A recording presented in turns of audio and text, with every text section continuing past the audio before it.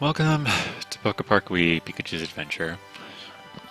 This is a showcase of the any % run.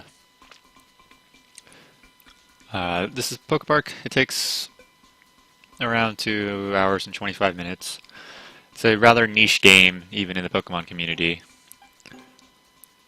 It was made back in 2010, and not a lot of people know it exists, to be honest.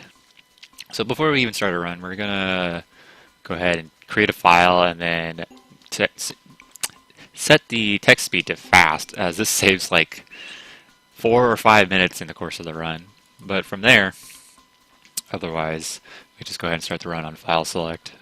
So without further ado, let's go ahead and do that.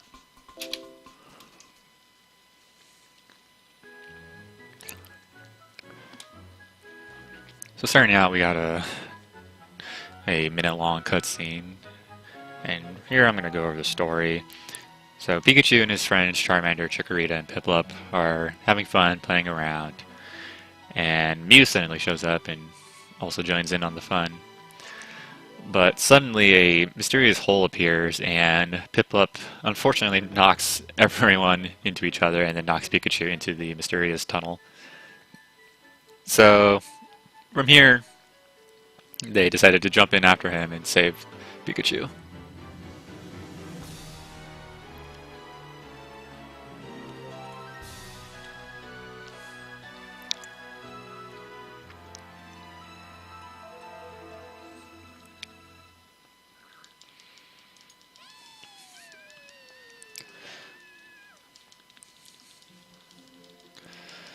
So here we have a little bit of like a dreamlike sequence where Mew talks to us. Mew tells us that we are being transported to the PokéPark, and there is an object known as the Sky Prism in the PokéPark, which has broken down into these Sky Prism pieces. Without the Sky Prism, the PokéPark will go into chaos, so we need to collect all 14 Prism pieces and restore order to the PokéPark. So with that task in front of us, we now set out on our journey to collect the Sky Prism pieces. We awaken in a forest to find Chatot, and this is pretty much the tutorial section of the game. There is a lot of text mashing. For the most part, that's what that is. There it tells you to move to the D-pad. We're actually just going to be dashing for like 99% of the game. This is our fastest movement option. But we will use the D-pad for finer movement, as it goes a little bit slower. Here they're telling us you can dash, we can break open these crates, and sometimes inside the crates we'll find berries. We're going to need a ton of berries in this run, so I'm going to go ahead and collect this one right there.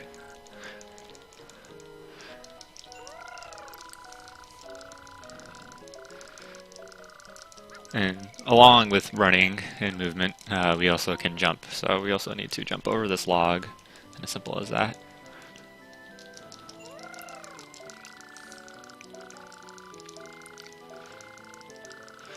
So skill games are the most popular way of making friends. There is a number of skill games. The most prominent one in this game is known as Chase, which is just basically tag. You need to chase after the other Pokemon and hit them in order to win.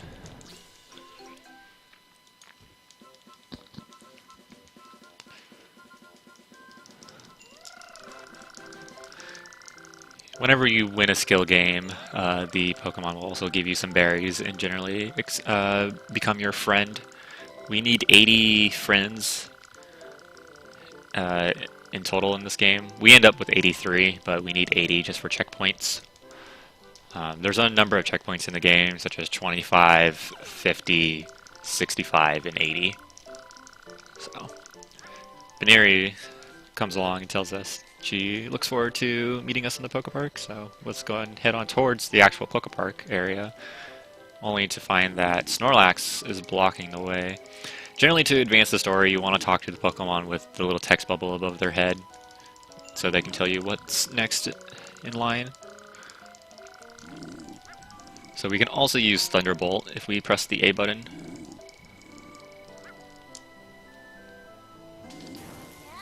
So just by taking just a step forward, we can use Thunderbolt and wake up Snorlax. You're actually not required to hit him like in the middle of the body, just as long as the little bit of the shockwave hits Snorlax. That'll wake him up and he'll move over.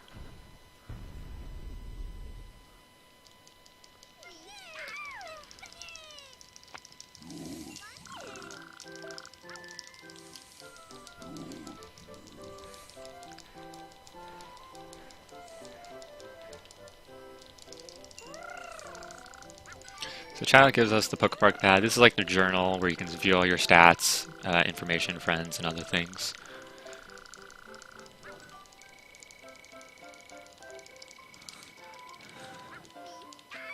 And that's pretty much the end of the tutorial. We just have to open it and close it. We only open this PokéPark pad one other time in the any % run.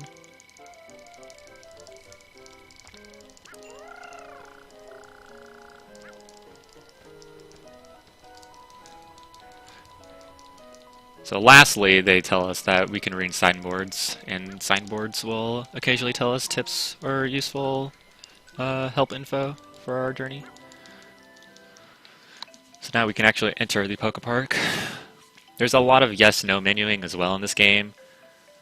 It's always defaulted to the no option, so most of the time, except for every now and then, we have to move over to yes. So this is the meadow zone, the first zone in the game. This is like your grassland area. A little scenic view, overview of the area.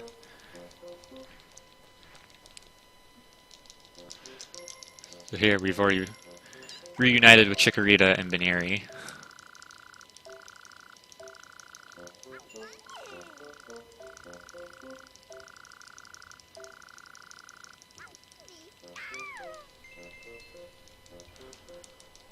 So now we need to go ahead and play this attraction over here with Bulbasaur.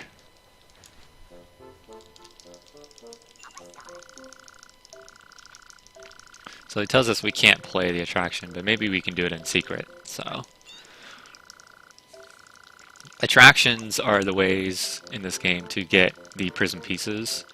Normally you get charged, but this time Bulbasaur won't charge us 5 berries. So go ahead and skip the info and then select Pikachu as this for this attraction. This is Bulbasaur's Daring Dash. Basically you just gotta shake the Wiimote and make it through the dash in time.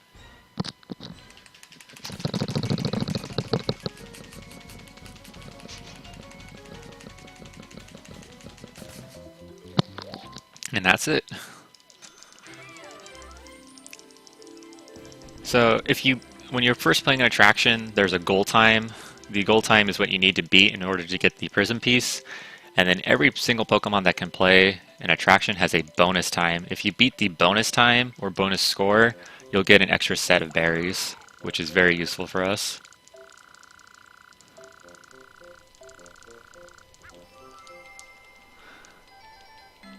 And that's Bulbasaur's Daring Dash.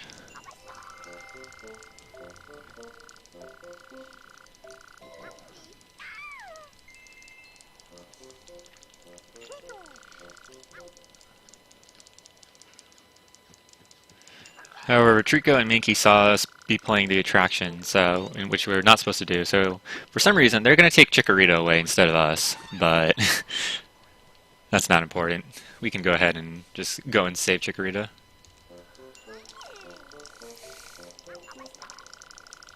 So we need to go across the river in order to go save Chikorita. So there you saw me jump really quickly. There is a few frames after text boxes and other miscellaneous actions where you can jump or move. We do that a lot to prevent re-talking to a Pokemon. So Trico won't let us cross unless a Pokemon named Turtwig gets the bonus time in Bulbasaur's Daring Dash, because he's really slow. So before we talk to Turtwig, we're actually going to run all the way over here and talk to Munchlax, since we need a bunch of friends in this game. He wants the big berry in this crate. So this is the introduction to fetch quests in this game. There are a number of fetch quests. This is, of course, the shortest one, where you just get an item right in front of him and give it to him. Right here he's just explaining the different types of berries. There are green berries, red berries, and golden berries. Greens are worth 10, reds are worth 50, and golden berries are worth 100. And by friending certain Pokemon, we can unlock other Pokemon to come back to the park. So by friending Munchlax, we unlock Tropius, but we're not going to friend Tropius. We're going to go ahead and friend Turtwig by playing Chase. So we just need to chase after him and run into him. And as simple as that.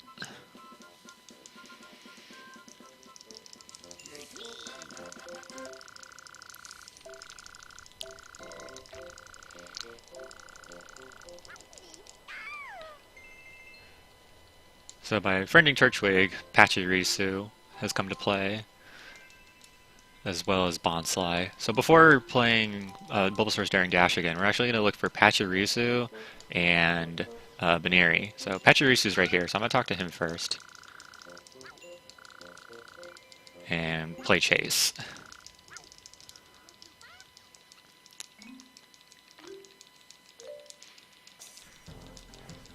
So Pachirisu is pretty fast, but we can still catch up to him with ease.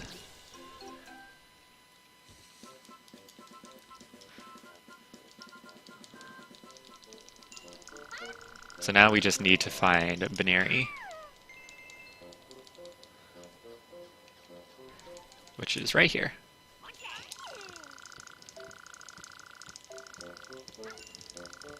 So Baneri also offers us to play Chase.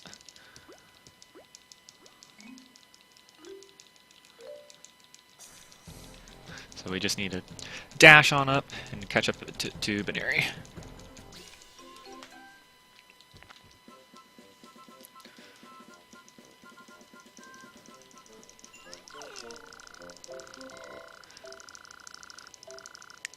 So by friending Baneri, we unlock Lotad and Shinx, both of which we get later in the route.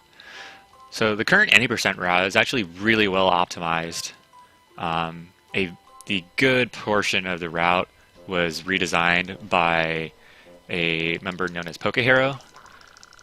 He completely redesigned the route and made it work so much better than the previous route by the previous world record holder, Hero Fred, who did a lot to this game as well. So right here, they're re-explaining what I've already told about the bonus times. So we just need to go ahead and play the game again, but with Turtwig.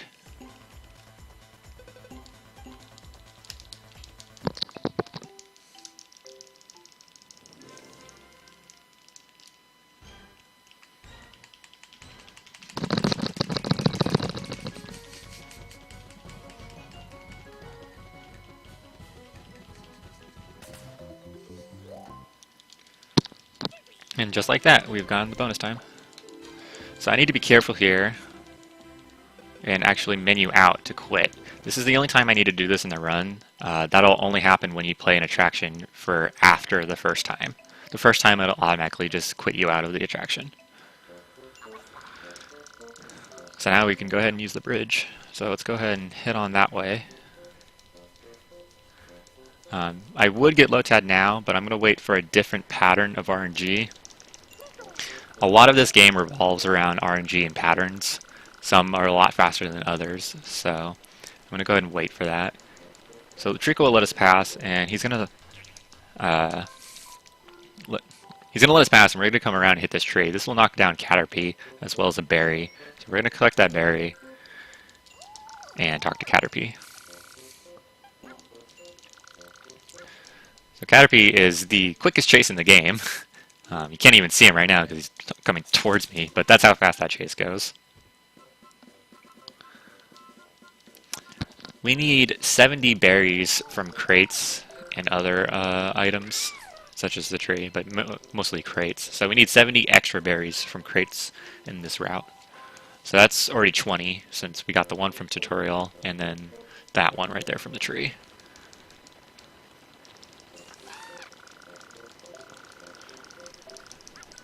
So the other main skill game is known as Battle or Fight. This is just like a normal Pokemon battle where you need to lower their HP while keeping yours high. I'm going to attempt to do a fast strat here, which worked. So that was a quick kill on Mankey. So there are field hazards The field hazard during a battle for the Meadow Zone is the river. You can actually knock Pokemon into the river, and by doing that inside of a battle, that'll instantly end the battle. So right there, you saw the game come back and then immediately fade to black. When it's coming back, there is a few frames where you can hit the dash button and you'll get a dash. This saves 1 second, but it's not too hard to go for. You just gotta have to mash the button and hope you get it. So we're gonna go ahead and talk to Grogunk.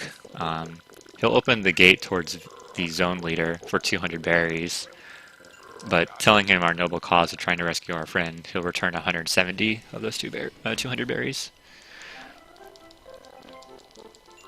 And he'll tell us a tip known as sidestepping. If you double tap left or right, you can sidestep, and that helps us. We abuse that mechanic a lot during battles. So we're going to go ahead and go talk to the zone leader now.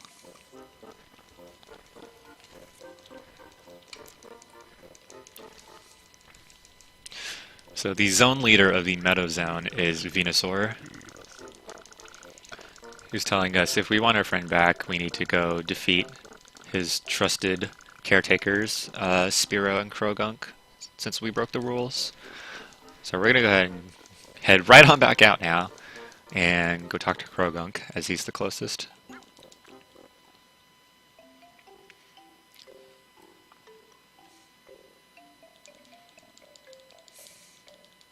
So we're immediately going to jump out of the gate, as this buffers right into a text option. So speaking about sidesteps, this is a perfect place to showcase it. We're going to immediately dash into Krogunk and then get really close. And then when he gets up to attack, we're going to sidestep out of the way, since he's already initiated his attack in one direction. And then just immediately quick attack him again. For the most part, we just only use the quick attack or dash option for fights, but there are some times where we use Thunderbolt. So we're going to jump around, and now we need to move on towards Spearow. Along the way, we also need to friend Lotad and Trico.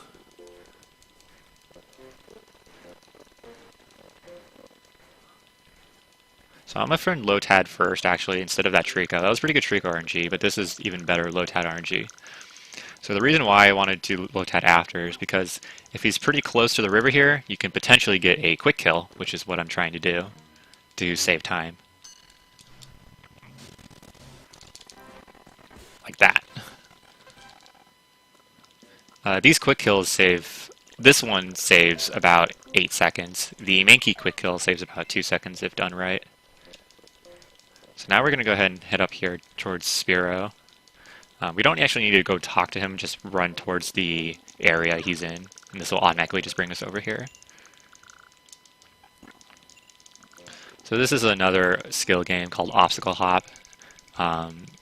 Just like an obstacle course, you need to reach the other Pokemon in the time allowed. This is the easiest one of 3 obstacle hops in the game, in the any percent category at least.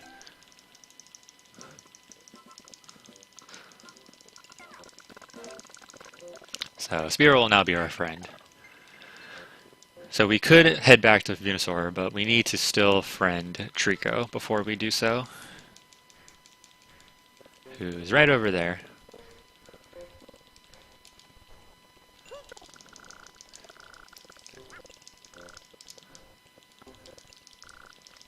So this is a chase. As you saw, I jumped towards Trico and then talked to him. You can hold back on the D-pad to make Pikachu skid to a stop, but it is faster to jump by a few frames or so. So that chase can be really difficult. Trico is insanely fast and you can barely catch up to him. But luckily we did so. So now I'm going to just knock him out of the way and then move on back towards Venusaur. There's Apom right there, actually. This is a pretty good Apom. We need Apom. Apom is pretty RNG. He can be spawned in a really wide area. There is that one that's by the tree in the background. That one is static, meaning he will always spawn there 100% of the time. But if we can get this RNG Apom faster, then that's great. Apom is a chase, and his chase is also just like Trico's. It can go really wrong, but this is a pretty good pattern. So I'm really lucky that he spawned there.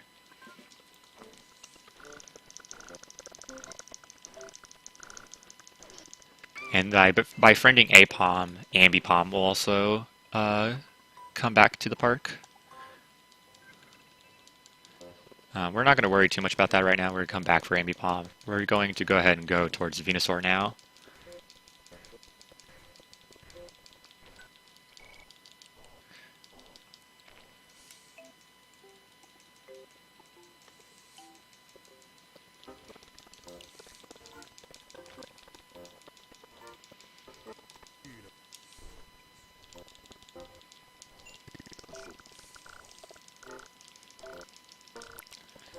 So here we have a long text sequence of Venusaur telling us why we shouldn't play the attractions and why we think it's unfair. But Chikorita says we should just show him up and challenge his attraction, which is Venusaur's Vine Swing. He's going to start charging berries though, so we need to spend 5 berries to play Venusaur's Vine Swing. We're going to go ahead and play this with Krogunk. Krogunk is just a really solid option and is really easy to use. So we need to go at least 219 feet. So we're going to swing here and launch right at the end of our jump. So you could try and go for the apex, or right at the perfect point of the swing where you go the farthest. However, as long as you go right over 219.76 feet or tie that, you'll get the bonus. So it's actually optimal to try and get as closest to that number without going below it, so you can get the bonus. But 245 feet is pretty good, right? So here we have a minute of just plot.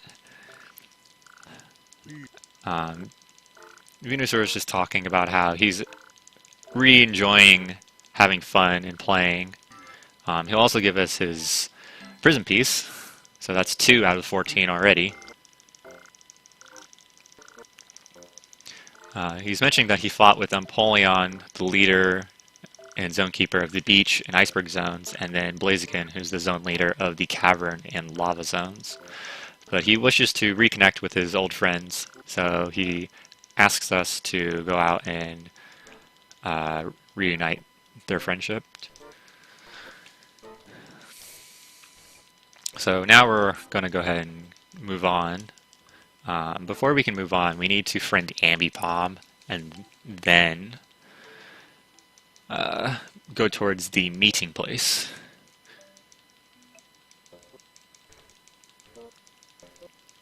So hopefully Ambipom is near the river, which they are, luckily. Oh no, that's really bad. So Pokemon can actually interact with one another in the world. They can talk and they can play skill games. Occasionally they will play chase, and they will just completely run away from you, which is really unfortunate. The reason why I want Ambipom close to the river is because you can actually do a quick kill with Ambipom if you knock them into the river. Like such. That's not quite how I wanted it, but that still works. So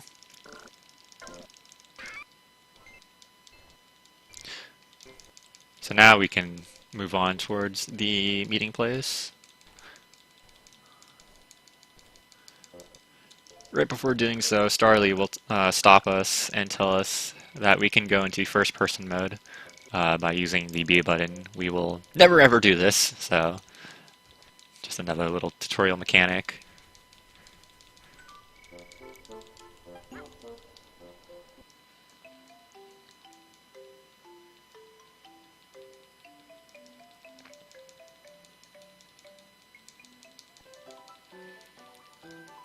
So this is the overview of the meeting place.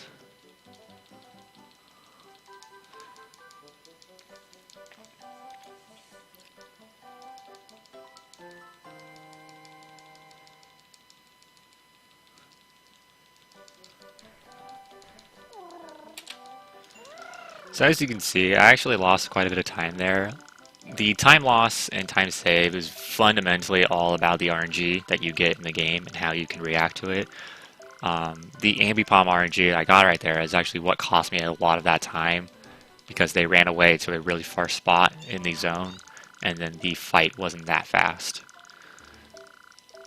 So optimally, getting really good RNG and playing really well would be the best, but that's not always how that happens, especially in Pokemon games.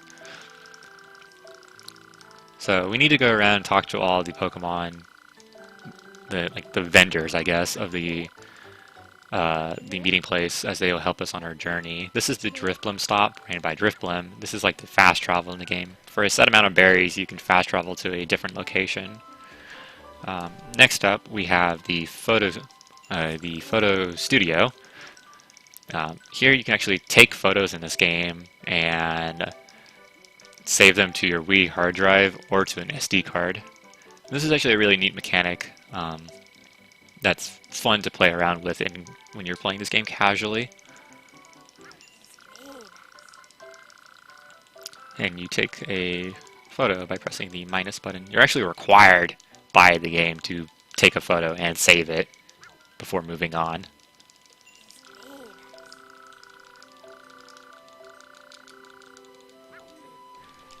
And lastly, we need to talk to Electabuzz. There will be more Pokemon later that will line up next to Electabuzz. This is where we can upgrade our skills. Electabuzz will upgrade our Thunderbolt, but we're not going to upgrade that quite now, or ever actually. The only thing that we upgrade in the any % category is our dash skill, which we will be doing later. So we're going to go ahead and talk to Corphish, who will let us move on to the next area, since we're trying to reach Empoleon.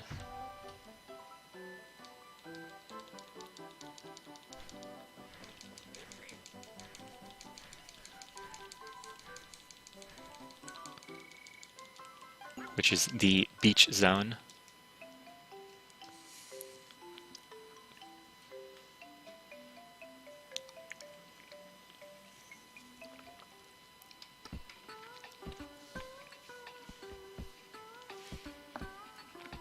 So the beach zone is like your ideal water, sand area in your RPG. This has a lot of water type Pokemon and some flying types.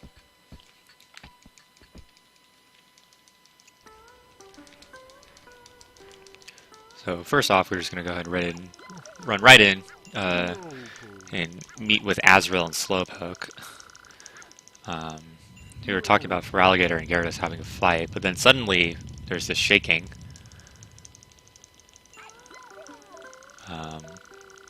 We don't know what that shaking was, but it's possibly a sign of the PokéPark starting to collapse. So they tell us to meet Empoleon, we need to cross the sea, and to cross the sea we need to go meet up with Lapras. So normally I would be looking for Slowpoke or Azrael right now. I saw that was a really bad Azrael pattern, so I'm going to come back for Azrael. We're going to go ahead and cross the bridge on our way to Lapras, but Corsola will stop us and play a quiz. This is another skill game where you need to answer 3 questions correctly. The answers will always be the same, but the position that the answer is can be different. So ideally, you just want answers that are always at the top. Crappy.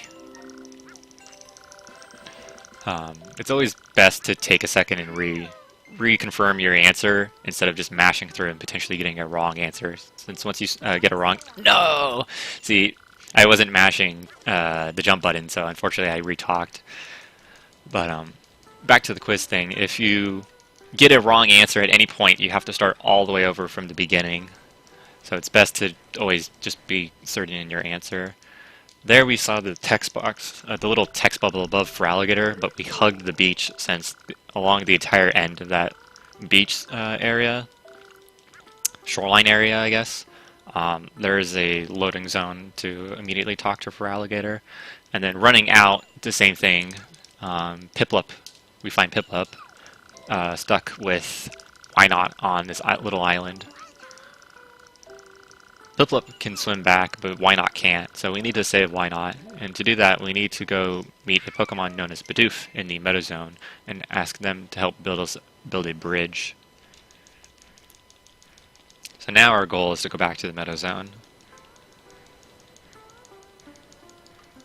On the way there, I'm going to be looking for Azurill, Slowpoke, and Starly. I'm going to go ahead and grab Starly right now. Starly is a chase, so we just need to chase after them. They will fly in the air, but you can actually jump out if I'm... I was not lucky. There we go. You can actually jump and hit them while they're flying in the air. Sometimes you won't exactly catch up or they'll change paths, so that can be frustrating.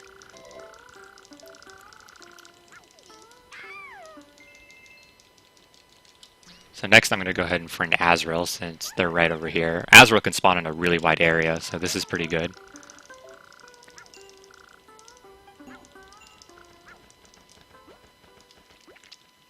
Azurill bounces around, so they can also be potentially annoying when playing chase since you can go right under them. Luckily I hit them right as they were coming down from a bounce.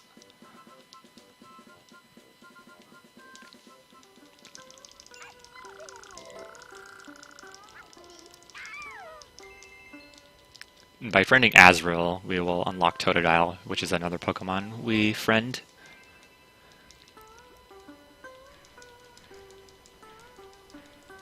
But unfortunately, I do not see Totodile, so we're going to go ahead and just run right onto the Meadow Zone and come back for the other two Pokemon, Totodile and Slowpoke.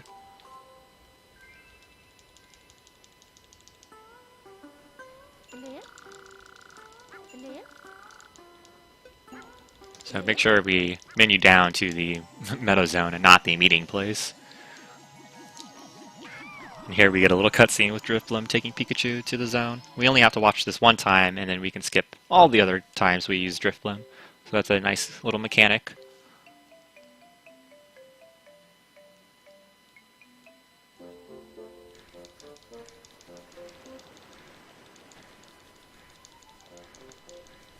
So I'm going to immediately break open this box and grab this this lumber for the upcoming fetch quest. Before Bidoof will help us, we need to help her and get 4 pieces of lumber so she can help build a home big enough for her family and her friends. So we're going to preemptively grab the first piece of lumber and take it over. And then every single time for this one, we have to watch Bidoof building the house and watch as it grows bigger and bigger.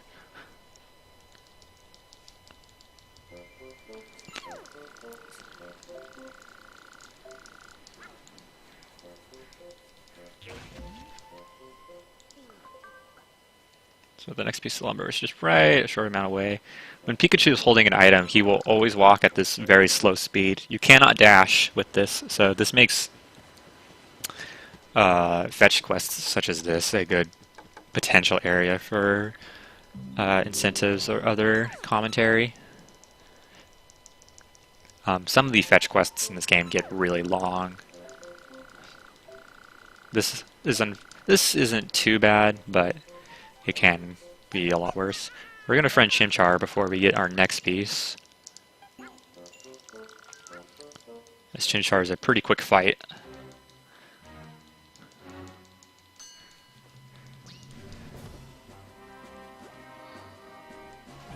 So Chimchar will actually... The Pokemon will use Pokemon moves from the main games. Chimchar uses Ember. Type effectiveness isn't really a thing in this game. There are times where, yes, electric won't work on ground types, as it is in the mainstay games, but there are other times where electric will be completely ineffective against a grass fighting type, such as Breloom, which is really interesting. So type effectiveness is not always the case in this game. So we're also going to friend Shinx, as I mentioned earlier. Shinx is a really quick chase.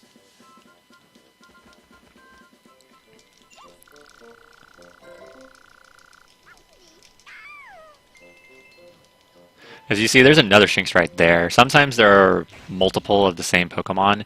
They're not all the same. They're actually unique. One Shinx will have a set amount of text boxes. The other may have more and different text as well, which is a really nice detail about this game. Each Pokemon is unique, even if they're the same species of Pokemon. And with this, you can actually potentially get a Pokemon that has faster text than a different one, but it's all RNG dependent. There's no way to tell one from the other. And not only that, Pokemon can openly display emotion, such as joy, sadness, or anger.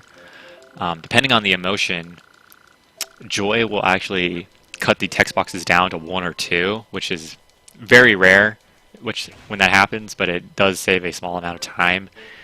Sadness, they won't wish to play with you, and anger, they will actually try to attack you out in the field.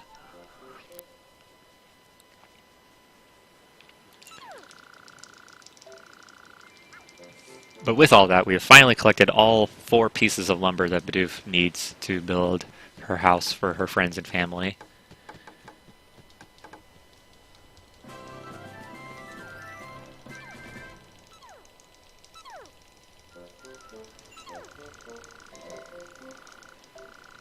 So Bidoof will become our friend and give us a whopping 100 berries for our troubles, which is very nice, as well as B-Barrel, her grandmother, coming over to play. So we need to make sure to talk to Bidoof and ask her to help us with the beach zone issue of building bridges. She will send one of her friends out to help us. So now we can go back to the beach zone. So before we do, I need to friend B-Barrel, as B-Barrel will be used for an upcoming attraction. Unfortunately, I didn't get the greatest of RNG, but I noticed them quickly.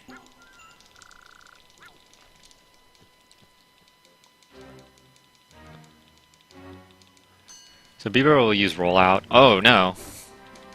That was a really weird angle to roll out. I completely missed. Here I'm going to use Thunderbolt, because this saves a few frames over using Dash, because of the length and startup time. As you saw, B-Barrel kind of like awkwardly did Rollout in a weird direction. Whenever you're dashing towards a Pokemon in a fight, that really messes with the properties of their attack.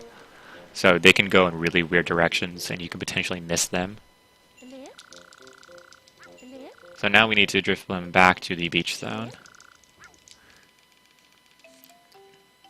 So we're still looking for Totodile and Slowpoke as well.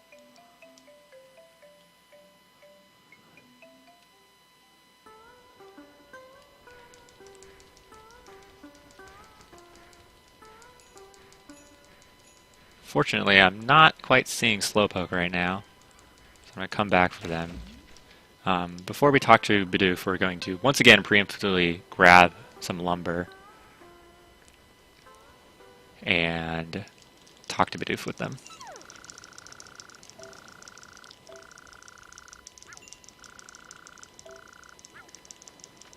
But before Bidoof can build a bridge, Sharpedo and Carvana will prevent us from building the bridge, saying Gyarados doesn't want any bridges.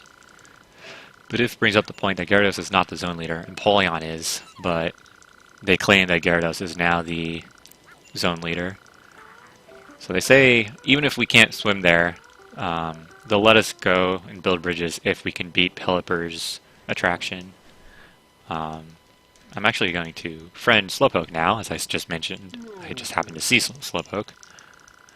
But they'll let us build bridges if we can beat Pelipper's attraction, which we need to fly at. So there, Slowpoke does a chase. Slowpoke is also very slow, as the name implies.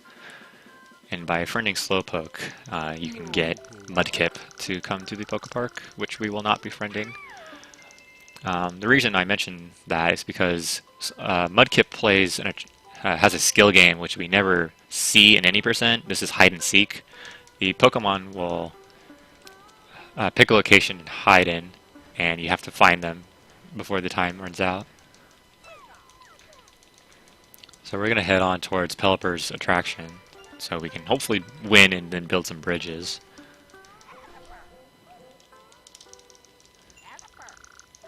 So even if you can't play an attraction, if your friends beat it, that counts as you beating it. So this is Pelipper Circle Circuit. For our 10 berries we can play. We're going to go ahead and use Starly for this, as this is just slightly faster than using our only other option, Spearow. We need to collect at least 8,800 points, which is pretty easy to do. So the yellow rings are worth 100, the red rings are worth 300, and the rainbow rings are worth 1,000. So there are 31,000 points you can potentially collect, I believe. So this goes by pretty fast and pretty easily. Even with Starly's slow maneuverability, it just goes by really fast. So yeah, I'm already done, but I'm only halfway through it.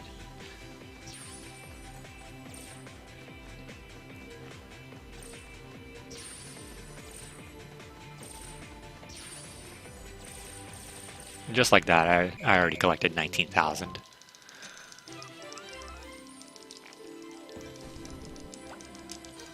So we got 150 bonus berries and beat the attraction, which is pretty nice.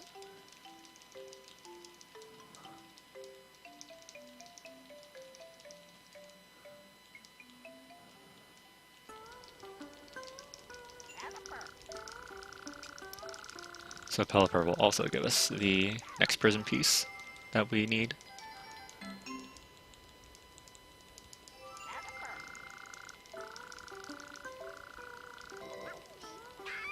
And they even mention if we want to move faster, that the Pokemon in the meeting place that teaches Dash has arrived.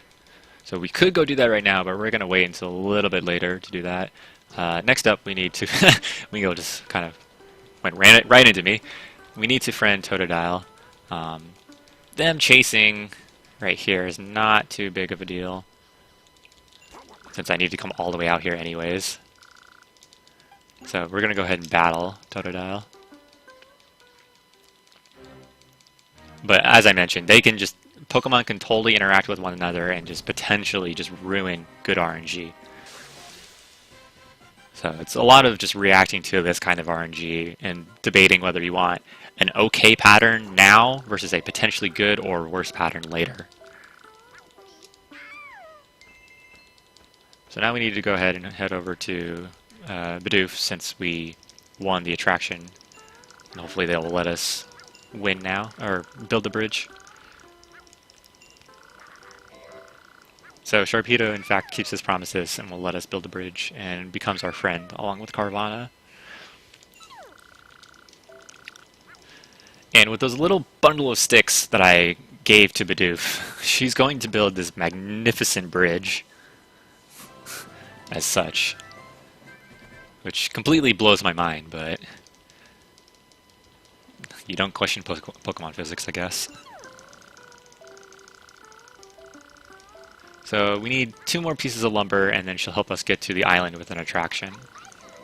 So Why Not becomes our friend as well, for saving them. And then right now they're just recapping what to do.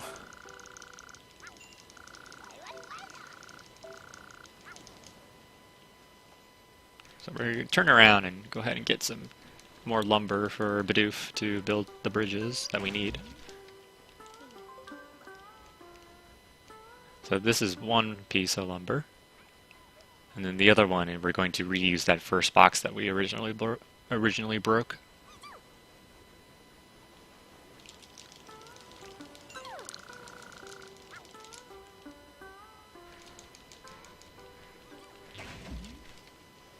You can see me jumping towards the lumber after I break open a box. This saves a second over walking, but it can potentially lead to time loss because Pikachu will only pick up an item if it's 90 degrees in front of him or a very small amount left or right, potentially by like 10 degrees. Otherwise, even if you're slightly off that, Pikachu will refuse to pick it up. So it can become a problem, as we may see later in the run. But with those 2 piles of sticks, called lumber, Bidoof is going to build 4 bridges worth from that, which is just incredible.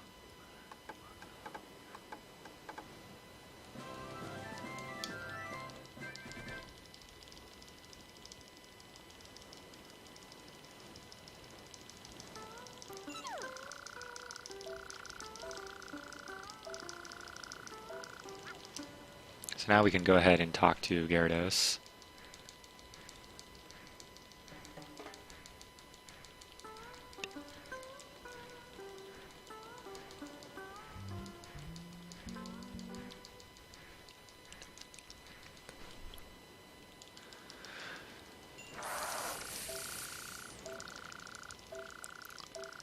Gyarados demands that he becomes the leader of the zone and tells us that we probably can't do anything, but even though we can't do anything, we do have a lot of friends.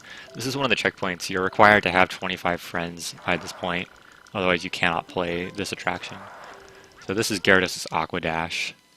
This is what we're going to use Bidoof for, or B-Barrel for, as B-Barrel is our fastest available option that's easily accessible. So we need to beat this in 25.5 seconds.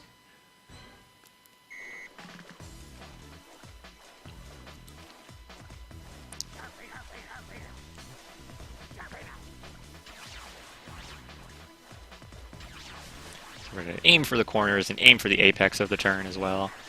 Drift around these corners. Just like it was like a racing game of some type. And there you go.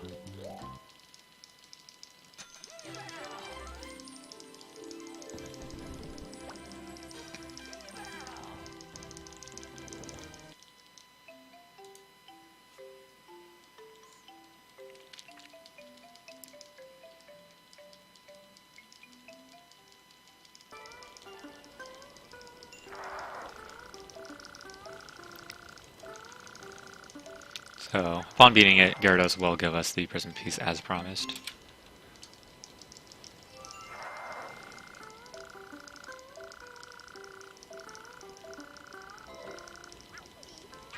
And become our friend as well. So now we can finally move on towards the next zone, the Iceberg Zone, where Empoleon is located.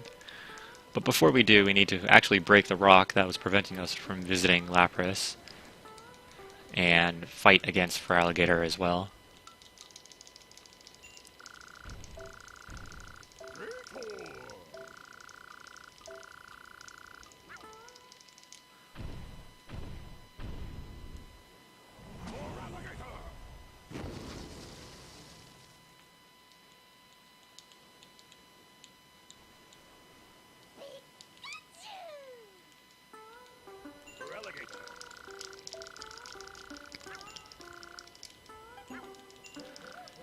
So here I'm going to be using a mixture of Thunderbolts and Dashes.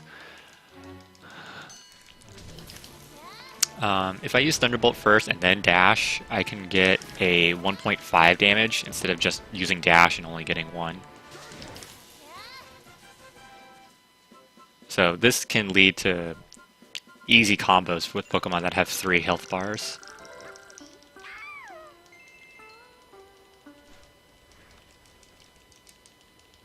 So right as we're moving on, Piplup will come over and investigate as well.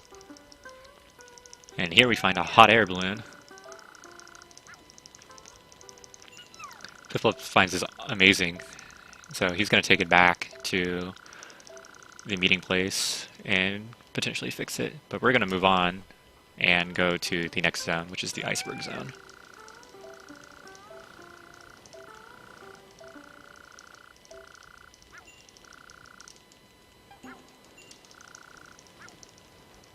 So we're going to ride on Lapras' back across the sea to the next zone.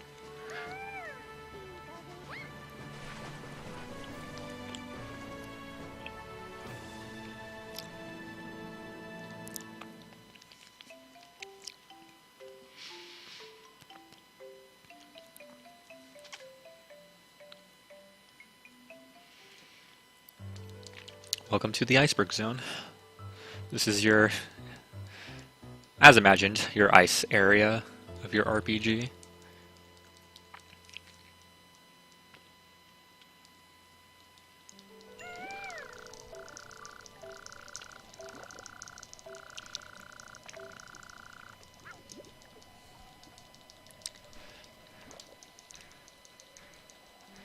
So in order to meet up with Empoleon, we need to run all the way up this middle slope and go down to the top end of the Iceberg Zone. to see if we can meet up with Empoleon.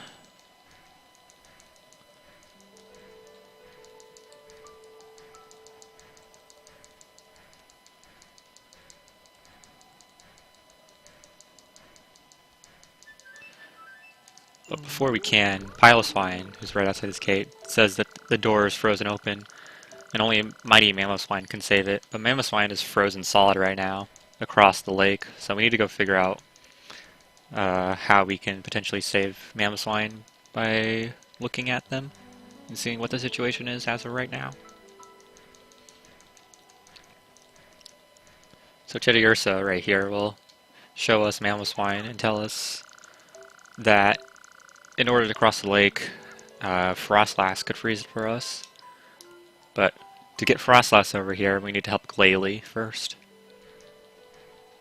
So I'm going to talk to this Teddiursa, and hopefully I get the good RNG. I did not. There are two Teddiursas that are non-static. They are dynamic. That's one of them. One will play Quiz, the other will play Chase. I want the one that plays Chase, as that's a lot faster. So I'm not going to play with the one that wants Quiz. So Glalie will want these ice blocks. I get this farthest one away first, as there's a really big loading zone around Glalie, and getting this farthest one first saves 2 seconds of walking.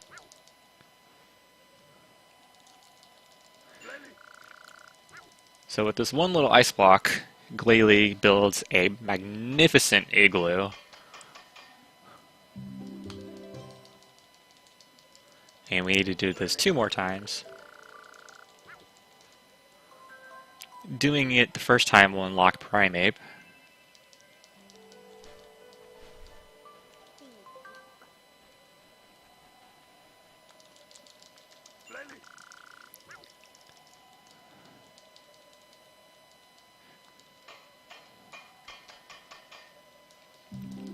And doing it the second time will unlock Ursaring,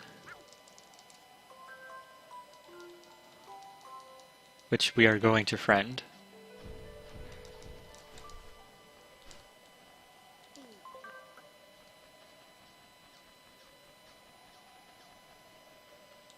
So while I could talk to the Teddiursa or the Ursaring while holding an item, it's a lot slower to do that since Pikachu will drop the item should you play with them.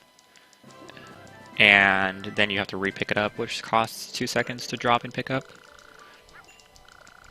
So with these igloos, we need to go... Oh, okay. Oh, no. Okay. So, as I mentioned earlier, Pokemon can get mad. If you accidentally run into Ursaring, he will always get mad and will refuse to play with you, and eventually try to attack you, which is really unfortunate since we could have friended him right there if I didn't hit him. So, yet another berry there, but... So now we can go and try and get Frostlass instead. To reach Frostlass, we need to get on the lift, but to use the lift, we need to defeat Prinplup first.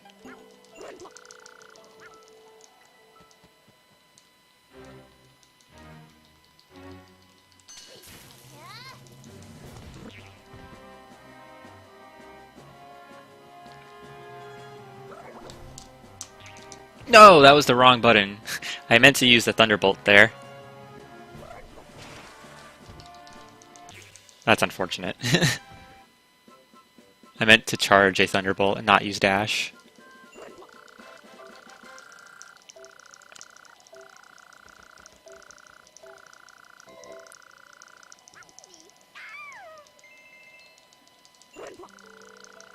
So in order to activate the chairlift, we need to go ahead and hit the switch over here. Which, by the way, this is not how that works, but again, don't question Pokemon logic.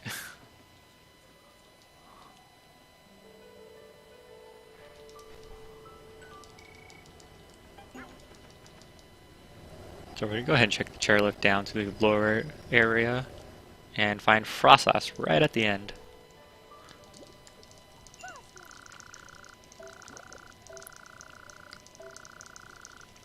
So she'll go back, but only if we defeat her in battle. So Frostlass is a Ice Ghost type Pokemon, but you can... I meant to do a combo there. Oops. I'm supposed to do a Thunderbolt dash combo twice in order to save time, but you can totally just hit a ghost type with quick attack, which is just a part of that type effectiveness thing I was mentioning earlier.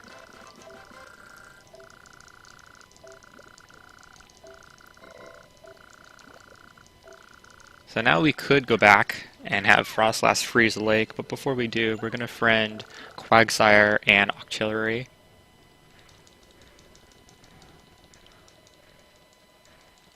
So I'm going to skip Octillery for a second here, because I actually like the Quagsire RNG a lot. And get one of these guys first, and then talk to Octillery. If this guy would stop walking away, thank you. Because once you play a fight, or a skill game, or as such, Pokemon will completely respawn in the area. So if I were to play with Octillery, those Quagsires could potentially respawn all at the other side of the zone, which may or may not be a good thing. So here I'm going to actually do the combo that I'm supposed to be doing, the Thunderbolt Dash combo. Octillery will be using Octazooka, its signature move, but to no avail, we can easily defeat it.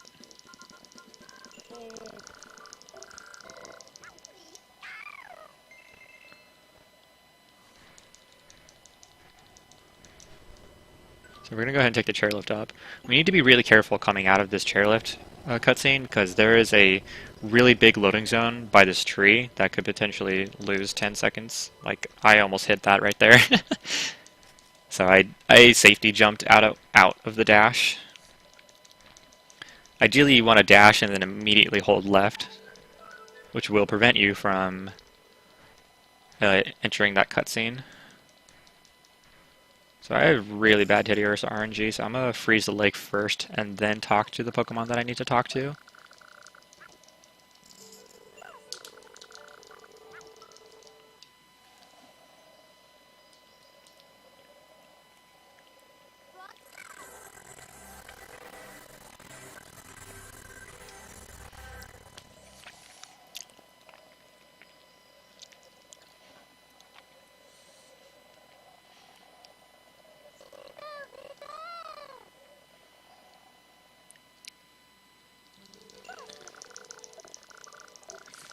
No pain, no gain, as they say, so we need to dash into Mamoswine with all of our might until we can finally win. I'm going to go ahead and talk to this Teddiursa. Yes, this is the one I want. This one will play Chase. If this wasn't the one, I would have to go and talk to the other one over there in the background. So it tends to be best if you can talk to Pokemon that like Teddiursa, who have either a Chase or a Quiz when they're close together, so you don't lose a ton of time. Like this. See, they're both right on top of me, so this would have been ideal had this happened, but now I need to friend Ursaring. So Ursaring is a really big Pokemon, so when I use Quick Attack on him, Pikachu is going to be really dizzy and stunned. Depending on Pokemon's size and weight, Pikachu will have 3 levels of dizziness. One, he'll go right through the Pokemon and not be dizzy at all. The other, he'll just bounce off, and the other one, I'll be really dizzy. Ursaring will use Takedown, which will override you running into them, and you can't use Thunderbolt in time, so you actually need to run away and buffer a Thunderbolt. Turn around, use it, and then dash into them. And then lastly, we need to friend Glalie for the upcoming attraction.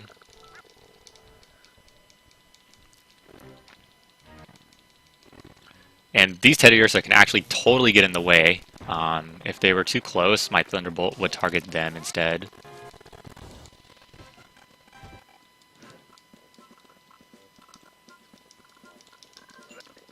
But luckily, that did not happen. So now we can go ahead and free Mamoswine. And the reason why we get all these Pokemon before is that when we free Mamoswine, we will automatically be teleported right in front of Empoleon's gate. So we want to get all these Pokemon down here first, and then get teleported up there, so we can immediately move on without having to come back down. So 3 times is the charm, and we can unfreeze Mamoswine, and somehow he immediately thaws out, just from not being in a case of ice.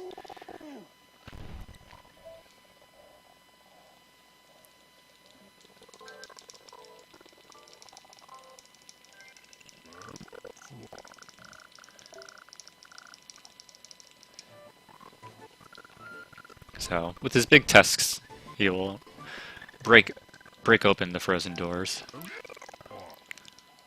And one of these lines that he says actually really impresses me for a children's game.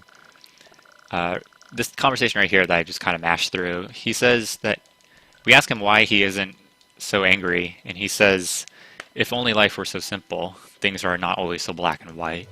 And I find that PokéPark actually has really good values that teaches children that you normally don't see otherwise.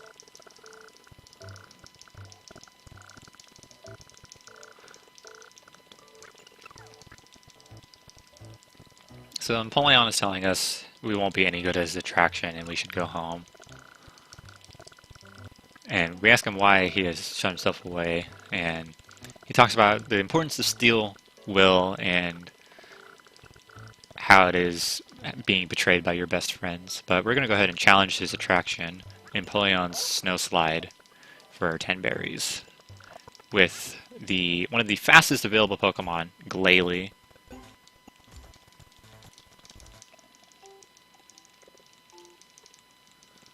So we need to defeat it in 48 seconds or faster.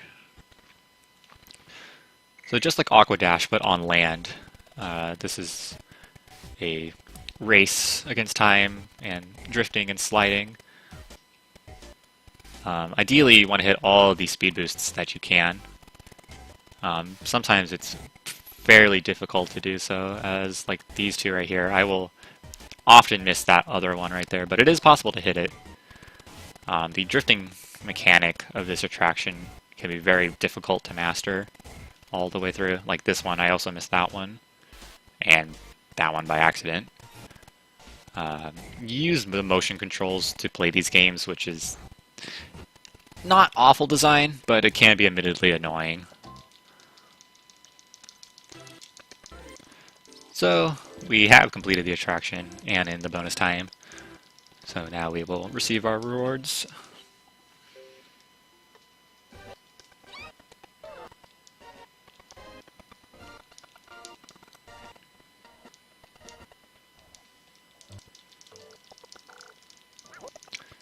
And with Bruth, he has given us the Prism Piece.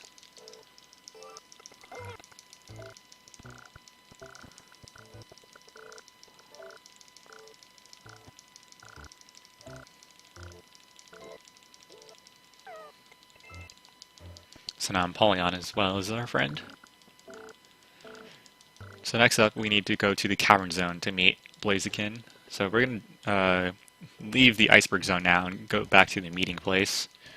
Finally.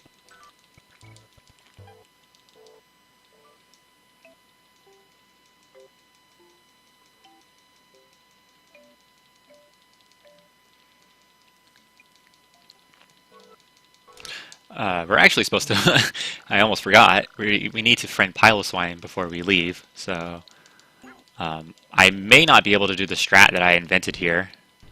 Actually no, I will be able to. I can actually go out of bounds here while he can't, so he'll get stuck at the gate and I can just hit him from once I go back in bounds. If I try to attack him while I'm out of bounds, it won't work. After the second hit, I'll be back out of bounds, and he'll be in bounds. And when he's ready to attack, he doesn't know what to do since I'm out of bounds, and that doesn't register with him. So he'll just run around and wait, and that's an easy hit that I can take on him. And the reason why we do that is because Piloswine is part ground type, and we can't use Thunderbolt on him. So that strategy for that fight can save a lot of time if done right. So there's our 4th berry from our crates. We only need 3 more berries, or at least 30 berries in value. If we get a red berry, we don't have to collect any more. So now we're going to go back to the meeting place.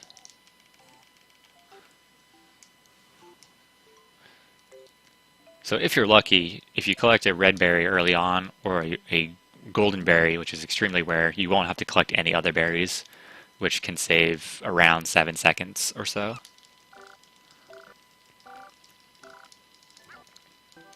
So as I mentioned earlier, the other Pokemon will line up next to Electabuzz. Ponyta will help you upgrade your Dash Quick Attack.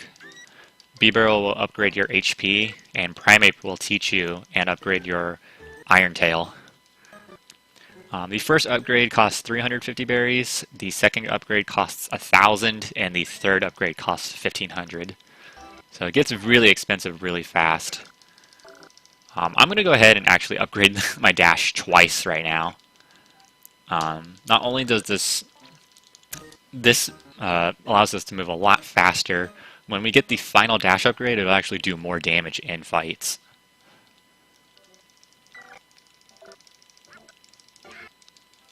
So now we're going to move a lot faster than we were before. And to move on to the next zone, the cavern zone, we need to talk to Cranidos and open the gate.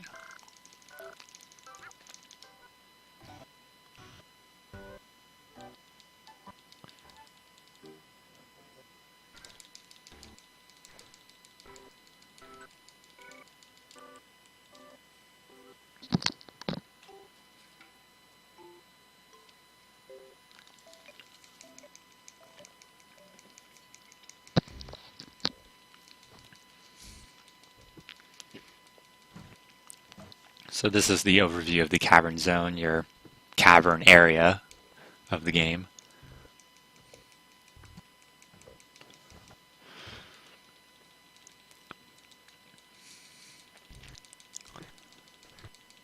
Coming up, first we have to talk to Mr. Mime, one of the caretakers of the zone. He's in a lot of trouble since he's missing the rail and the minecart that are one of the main things of the cavern zone. So he says talk to Zubat, who are really into gossip, but you actually don't need to talk to any Zubat whatsoever. You need to go down this right path and talk to Mawile, who will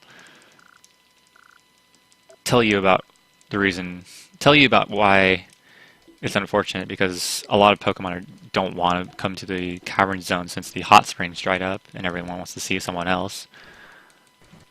So you don't actually have to talk to Zubat like they mentioned. If you just go ahead and run all the way down here towards this Aron, he'll give you the information that you need, granted that you give him the iron ore that he wants, which is right into the crate next to him.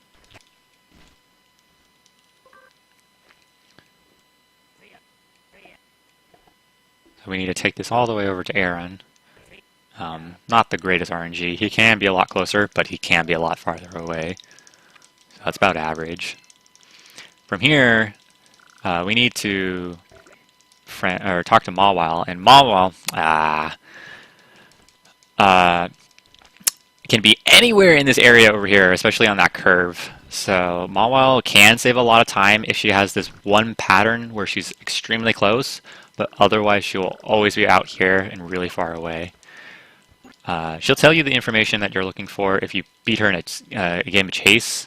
However, this is the worst chase in the game because the jaws on the back of her head will knock you away if you come too close. And another mechanic of this game is Pikachu auto-homes onto Pokemon, or to a hitbox actually, since Mawile's body and her jaws are separate hitboxes. So if you get too close to the jaws, Pikachu will automatically try to steer into that. So I only got hit once. That's pretty alright. Normally I want to get hit 0 times optimally. But she tells us that Dugtrio hit it, so we need to come back over here and talk to Dugtrio. He says that it's being overwatched by Marowak in the berry storage, so now we need to head over there. On our way there, we're going to break open this box, and this will unlock a Magnemite. So now we're going to look for Magnemite and Cranidos. So there's a couple Cranidoses right here, so this is pretty nice. All of them offer you a battle. Cranidos is pure rock type, so electric wouldn't do a lot of damage against it, but for whatever reason, it's just normal damage. He'll use Zen Headbutt, so just go ahead and do another combo, wait for him to stop having invincibility frames, and then just attack him again. So now we're looking for Magnemite, who seems to be on the other side of this pillar. Yep. And just by talking to Magnemite, they'll become our friend, which is pretty nice. Oops, that Granitos happened to be in the way. So now we can go ahead and talk to Marowak.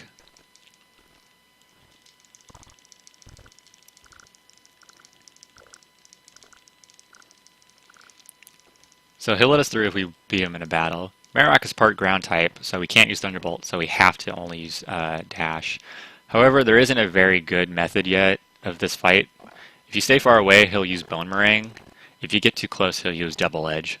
So there is a strat where I can lure him into attacking this box, which will make him stop his attack animation, which saves a little bit of time over waiting for him to throw a bone and jump over it.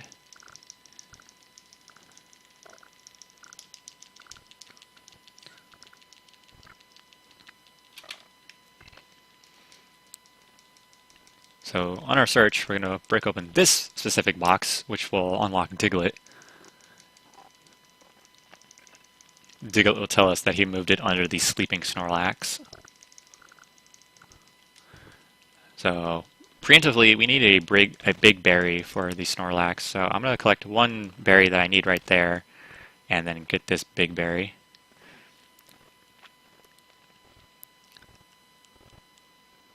You may have saw that Pikachu did a little weird swap around, or like a 180. If you quickly tap in the opposite direction, Pikachu can quickly turn around. This can give some weird properties that we call momentum swap, where Pikachu will keep the momentum while going into a completely different direction. So here he says he'll get up, so don't hit him with the Thunderbolt. He's not going to get up until you hit him with a Thunderbolt. So drop the berry, hit him with Thunderbolt, pick up the big berry that we brought over, and give it to him.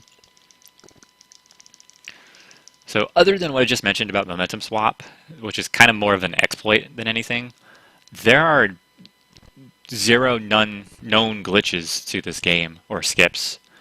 There is a theoretical skip known as password skip, which I will bring up later when it is relevant again. But password skip could potentially save 2 to 3 minutes if it was found.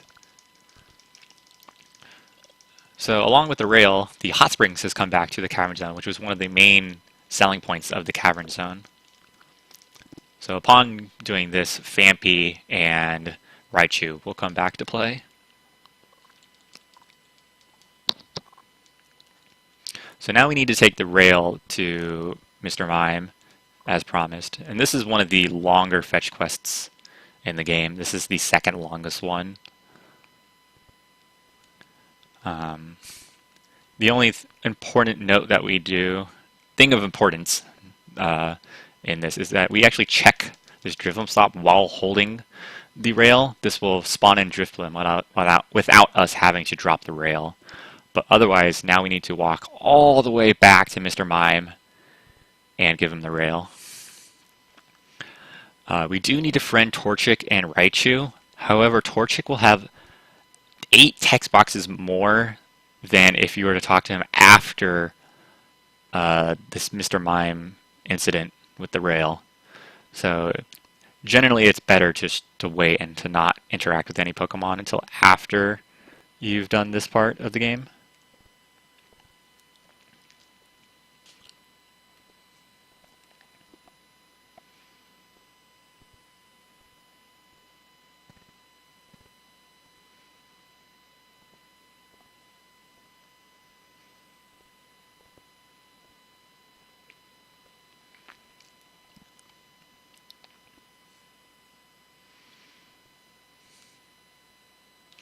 So once we finally reach Mr. Mime, he'll put the rail back, and now we need to go collect the minecart, which, funnily enough, is right here with the Gibble. Gibble was playing with the minecart, but we need to defeat him in a fight to get it back. Gibble is a Dragon Ground type, so we can't use Thunderbolt, so we're just going to have to use Quick Attack 3 times. Gibble will use Dragon Breath, so as long as we get up right close to Gibble and then sidestep out of the way, he won't hit us. And this is the only thing we can do in this fight. There's no way to make it progress faster.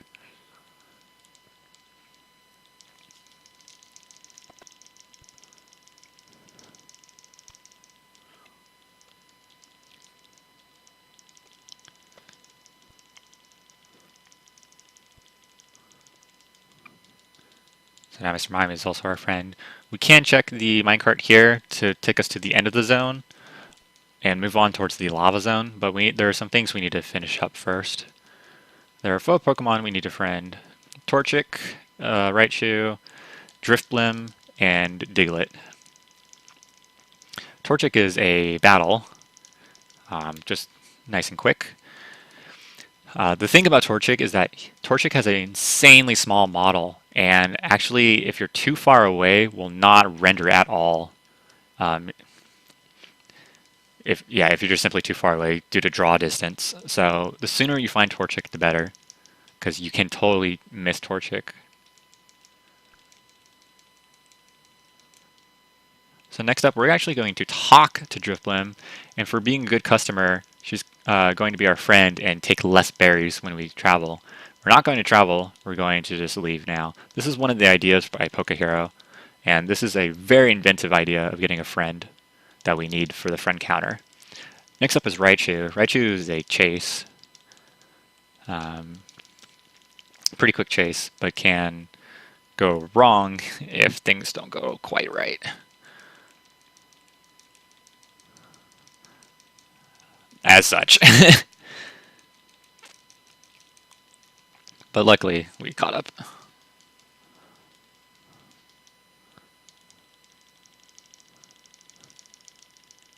And lastly, we will be friends with Diglett, who we just need to re-talk to now.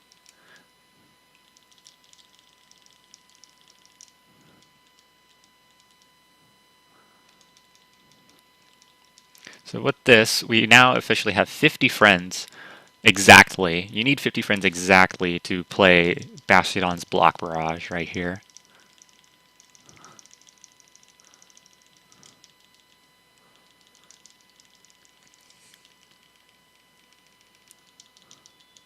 So we're going to go ahead and play this with Pikachu, as it's just the quickest option. The goal is 4,000, the bonus is 2,500, so we need to meet the goal. So 4,000 points it is. This is kind of like Pong. The numbers on the back will multiply by 100, and if you hit the 2 button when hitting the ball, it multiplies by 200 instead. Each time you hit a number, it'll go up by 1. So you want to try and chain it into the same panel every single time so the number goes up exponentially faster than just hitting all of the numbers evenly. If you're lucky, you can hit them right on the seams and you'll get double points just like that. So once I have 4,000, I can just immediately try and fail the game as quick as possible. If you're lucky, unlike me, you'll hit the Dugtrios when the ball is in front of them, and that'll bounce it right back immediately. If you're not too lucky, it'll bounce backwards. If you hit the ball with a power shot, the Dugtrios will not affect it at all, as or Bastiodon. So unfortunately, I didn't have a very good ending to that.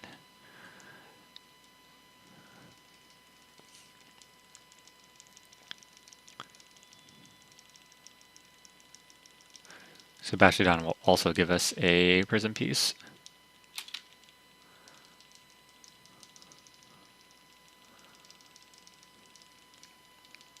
So now we can finally move on to the lava zone.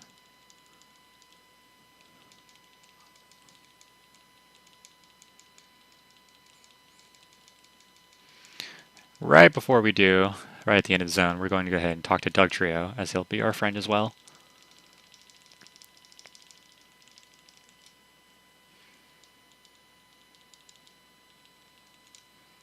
So just checking this minecart and going to the lava zone.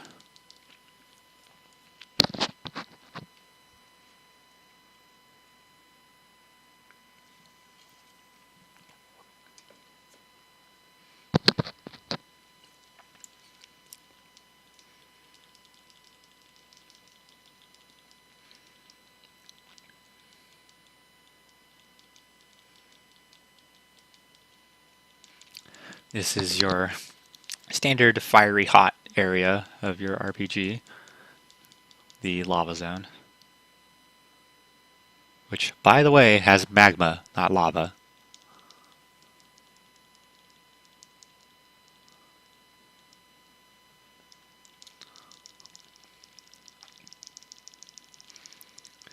Normally we could use this drill, but right now it's overheated. So Hitmontop tells us to go look around and see what Camera Up's doing before trying to use the drill. So we're going to come all the way down here and talk to Camera Up.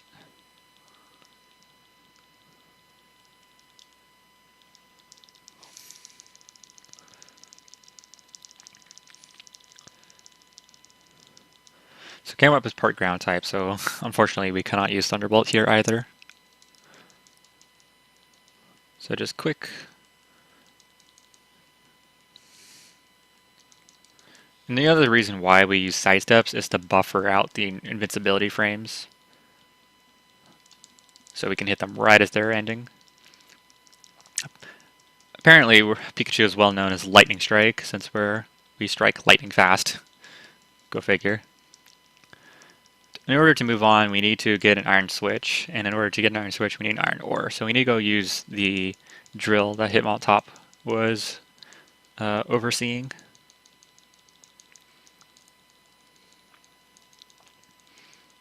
Before we talk to Hitmontop, we're actually going to talk to Magby, which are both over here. There were some Magby down by Camera Up, but those two Magby will battle. These two up here will play chase. And the chase goes a lot faster than the battle. As such.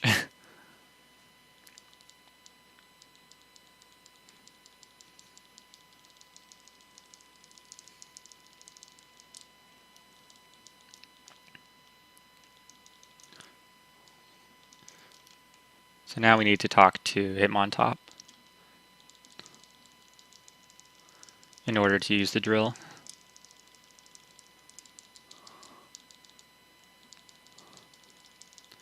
Unfortunately, even when defeating Hitmontop, they will not become your friend until you give them a golden top.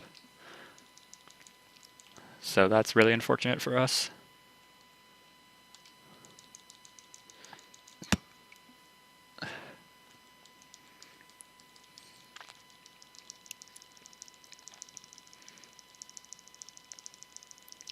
So right before get this little cutscene showing that Hitmonchan has come to battle. Not too important. We're going to go ahead and hit this switch in order to use the drill. So you can get one of two things. You get an iron ore or a gold nugget. We want 2 iron ores. We do not want any gold nuggets at all. So we're praying, praying, praying. Of course. Knowing my luck, we get a gold nugget. We don't know the exact ratio of gold nuggets to iron ores. I've estimated it out to be about 1 in 4 usages of the drill will result in a gold nugget. Each gold nugget you get loses approximately 22 seconds. So what I really want is iron ore. So we're going to take this iron ore down to the furnace now.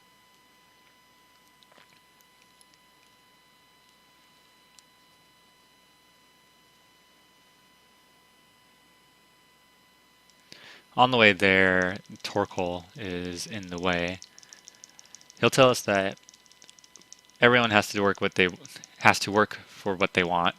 So, in order to help others, for whatever reason, they've decided to congregate in this little walkway here and potentially attack others in order to train them.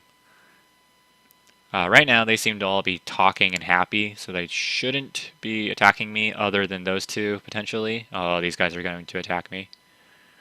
If I'm lucky, they won't hit me, which I am not.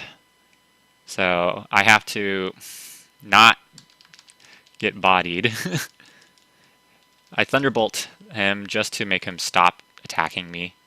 And then I'm going to move on to the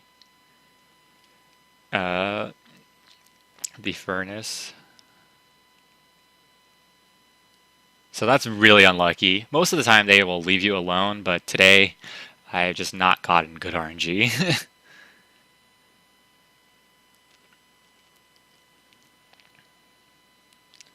So we're going to go ahead and take this all the way down to here. We're going to turn this one into a straight shape first, which will make an iron bar to fix the switch that is broken to our right. When this is done, there is a frame right here that I can potentially hit. That is a dash frame. This saves 1 second when Golem arrives. First, we're going to inspect the switch that is broken.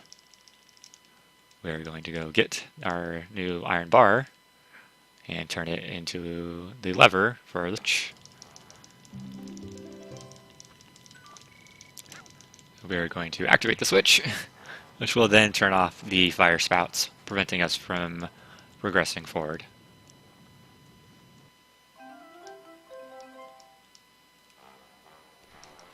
On the way back for our second piece, we will talk to Golem. Golem will give you berries in exchange for pretty iron ore, gold nuggets, and things you can make out of them. We only talk to Golem just for the friend count. But now we're going to run all the way back up for our next piece.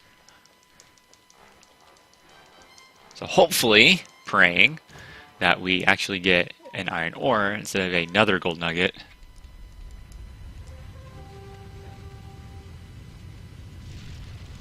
Thank you.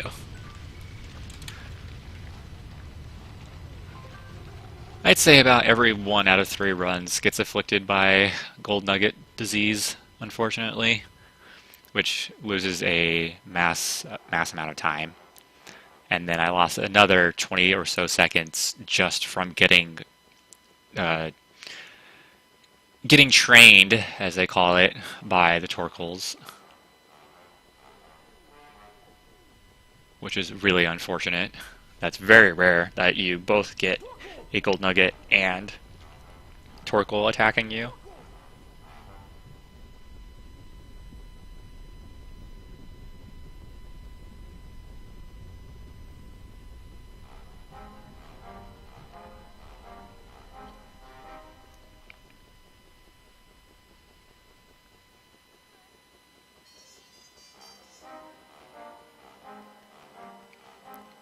So we're going to come down here and make sure we make a round shape this time, as this will make an iron top, which is required for the next attraction.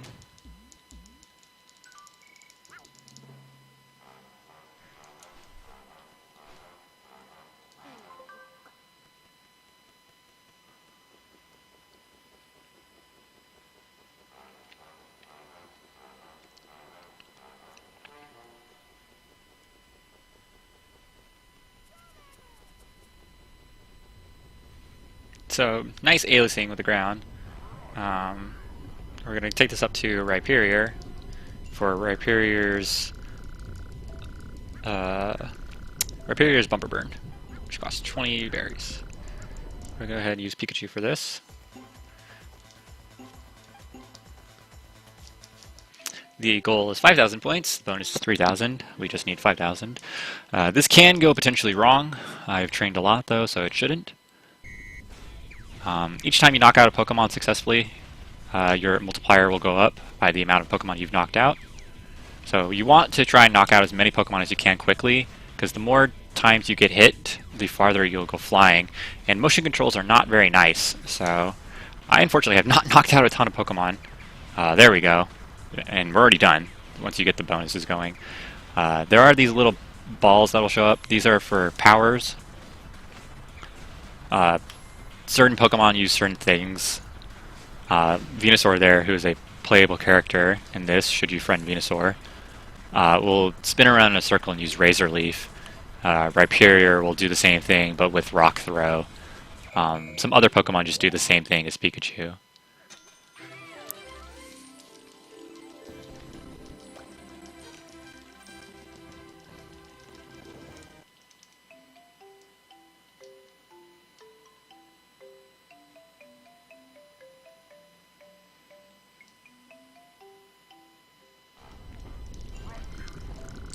So with that, we have won and collected our next prison piece.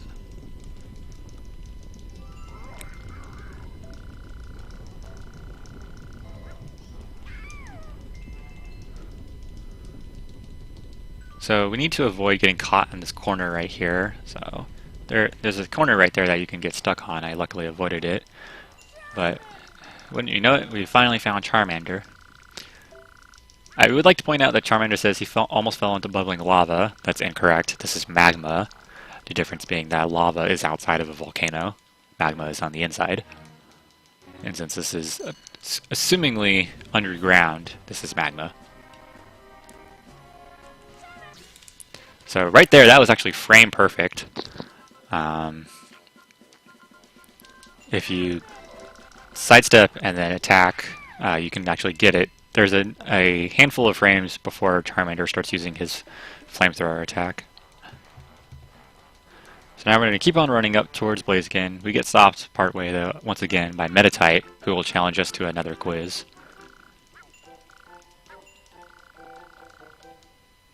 Iron Top.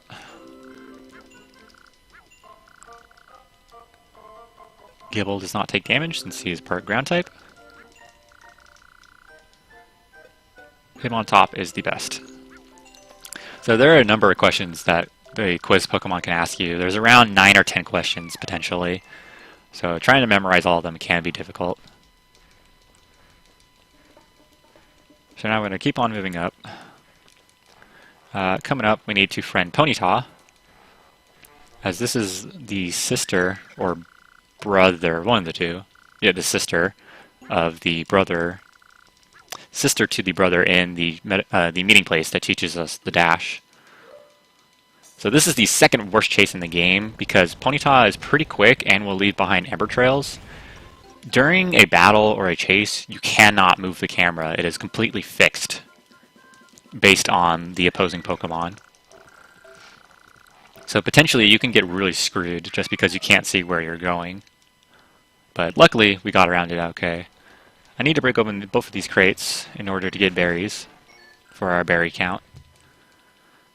Next up, Farfetch'd is guarding the way, so we need to defeat them next.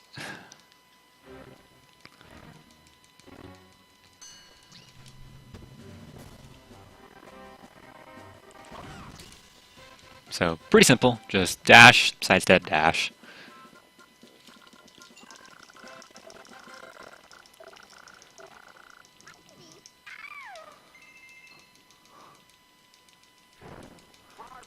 So you need to hit the lever, or hit the switch, which will then drop the drawbridge to Blaziken's area.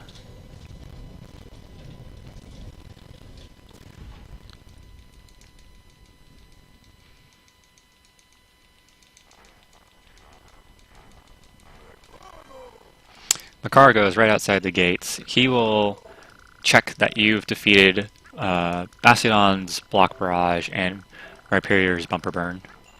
And if you haven't cleared those, he will not allow you to go on. So you are required to clear all the attractions at least once in the game.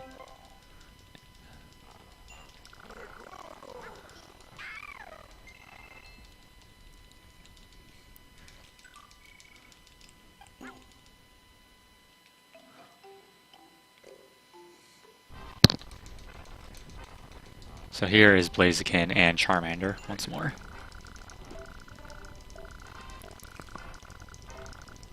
So we're asking him to become friends with Empoleon and Venusaur once more, as they asked as well. And he says if we think about getting his way, we need to defeat Charmander once more. Charmander will now have 4 HP bars instead of 2, but all the same, it's pretty simple. The first hit is going to be a quick attack just because he's really far away, and it's easier to do it this way, and then we just do a standard T-Bolt into dash combo twice.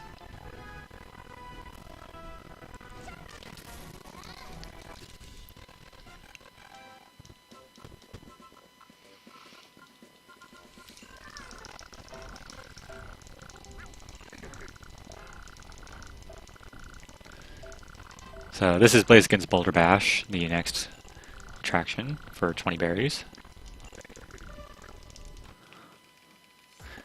We need a certain amount of points in 30 seconds. 6,000 points. Here you can either damage the rock or smash the rock. Damaging the rock will only get you 100. Smashing the rock will get you 300. And the more you hit consecutively, the higher your multiplier will go. So ideally you want to smash all the rocks as possible, because that'll allow you to have more rocks to hit. to get a higher point value.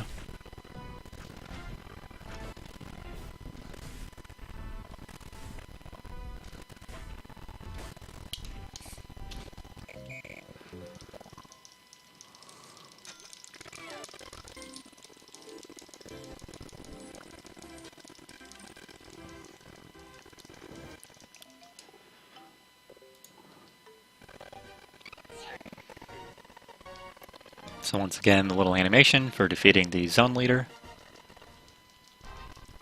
And he'll give us the prism piece.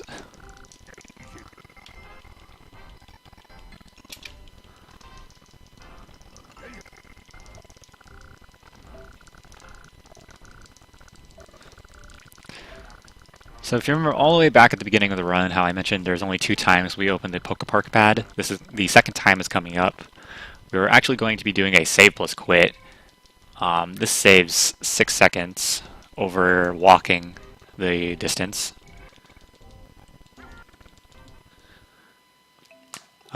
This originally back in November of 2015 or so, 2016 actually, I believe, the Pokemon Speedruns community decided to switch over to real-time attack instead of IGT, which allows Save Plus Quit to become usable in runs now.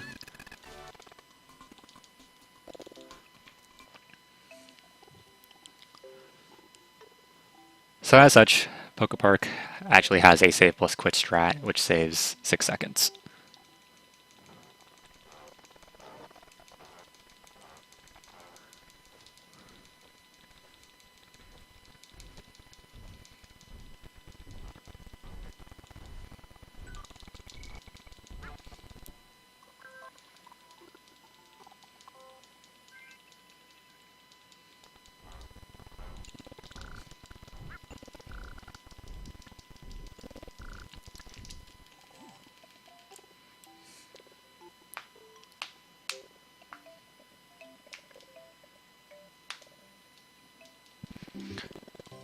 So we can continually see the progress of Chikorita's treehouse, as she mentioned when we first came to the meeting place. It's coming along well, and the 4 of us have now finally met up once more. Pip will fire up the balloon that he got from the beach zone. However, unfortunately, he notices that there is a giant hole in the side of it.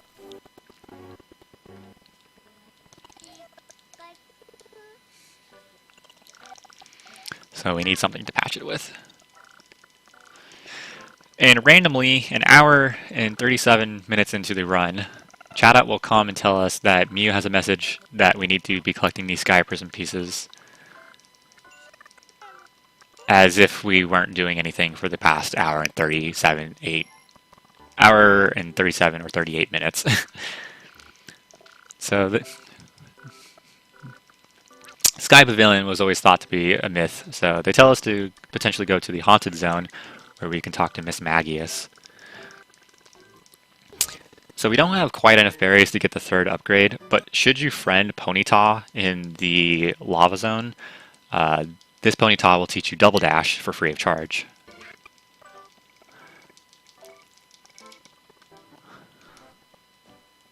So right at the end of your dash, if you hit the dash button again, you'll get a little bit burst of extra speed, which will make you go really fast. So next up is the Haunted Zone. Duskull here says that Miss Magius is indeed in the Haunted Zone, but the zone leader, Rodham, is missing. So we need to find him as well as Miss Magius. So Haunted Zone is really technical, since we're going to be using Double Dash as our main method of movement. The less I drop, the better I do. However, Wiimotes are finicky, so sometimes I will completely drop an input even if I didn't want to.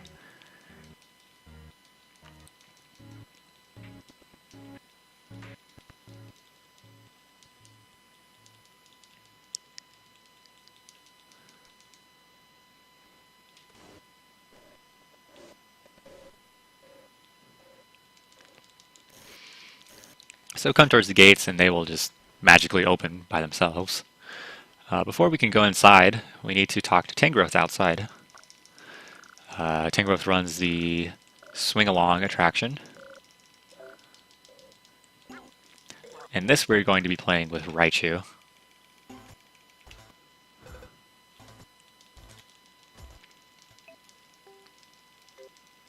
As Raichu is our fastest available option. Now you notice the bonus says 28.8. That's a lot of time. We don't need that. That's too slow. So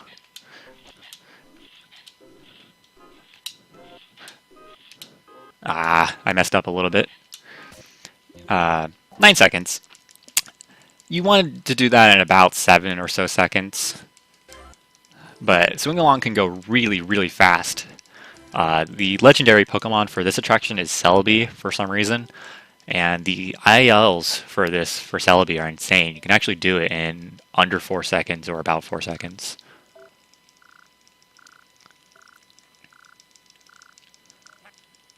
But only filling one swing isn't too bad.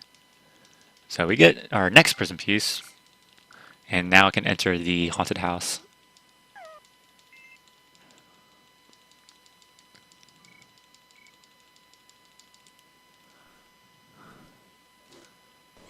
So talk to Drifloon, and Drifloon will allow us into the house.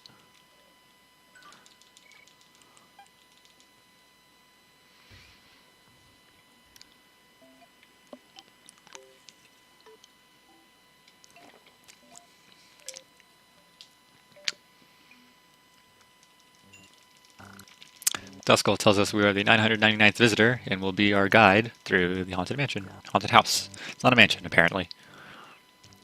So we just need to follow him for now. See it there, right there, that was a dropped double dash. Dropping a double dash loses, or not quite a second, but it adds up a lot. So the first spot was the attraction. The second spot right here is the library, which we cannot quite enter right now. And wow, I just dropped a ton of double dashes in a row. This is the ballroom, which we can only access once we have defeated the attraction. So once we try and head backwards, Ghastly will tell us to come upstairs to a room that's never been opened before.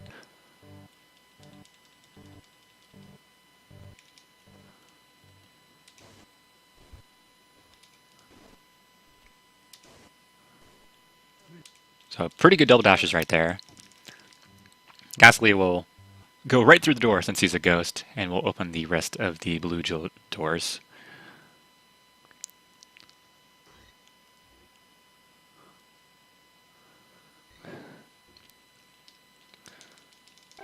So we're also going to friend Ghastly here.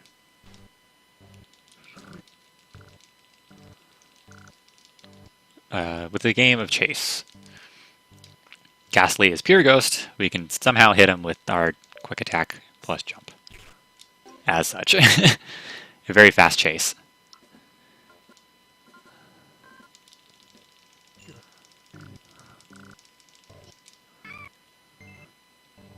So once we head into the adjoining room, we'll see a Gengar painting. And he'll say he jumped into the painting because he got tired of the outside. And we hear the bells ringing now.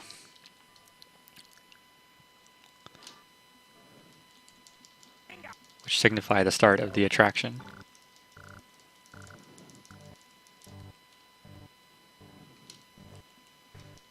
So I'm not going to use any double dashes here since it can be kind of slow and hard to maneuver. I'm going to use a lot of jump cancels in order to get around corners faster. So this is Dusknoir's Speed Slam. This is just like Bulbasaur's Daring Dash, but with hurdles in the way that you have to run through. For this, we're going to be using Granidos, since he's our fastest available option. Bonus 12 seconds.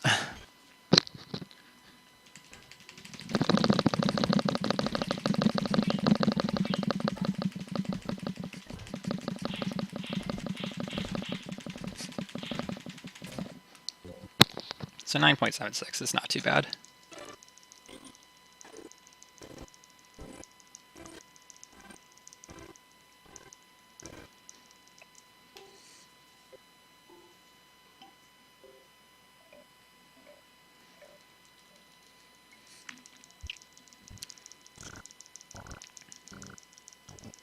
So we have the next prison piece.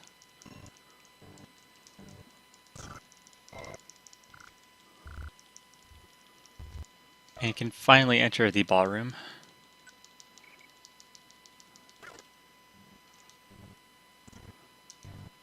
Drop the double dash there. Pick that one up. Talk to Duskull and we can go through the doors now.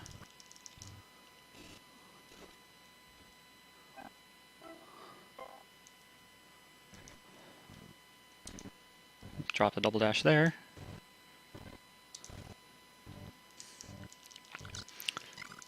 So Pichu has been playing with the ghost type or playing with the ghost types who don't scare him at all, but he asks us to help Mischievous since she has a problem. So talking to Mischievous, and we find that they haven't been the same since the piano was, their parties haven't been the same since the piano was broken. So she asks us to go to the Green Jewel room and get some thread from Spinnerack. This is the start of the longest fetch quest in the game. This takes about 2 minutes once you get to the actual item you need. Double dash all the way up to here. You can go up the stairs, and Ghastly will open up the Green Jewel doors for us.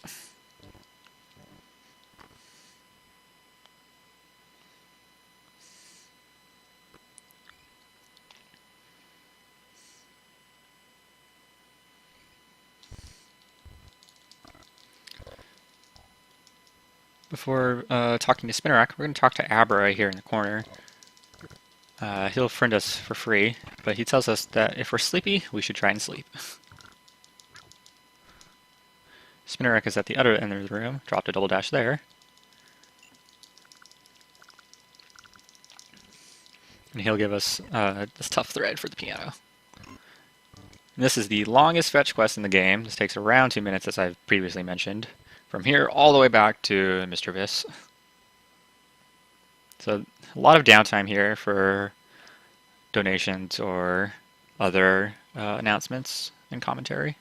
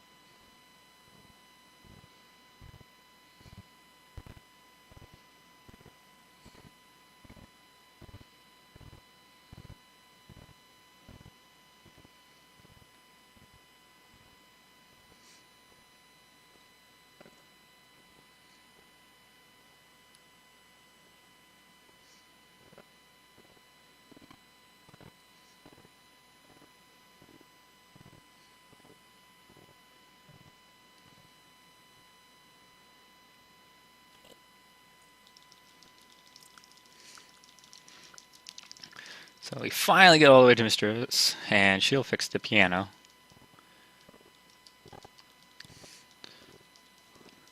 This will entice Miss Magius to come out of the library.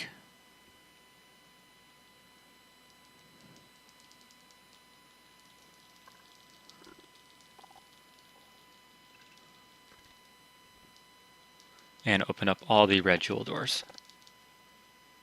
So we're also going to friend Mischievous while we're here with a game of chase.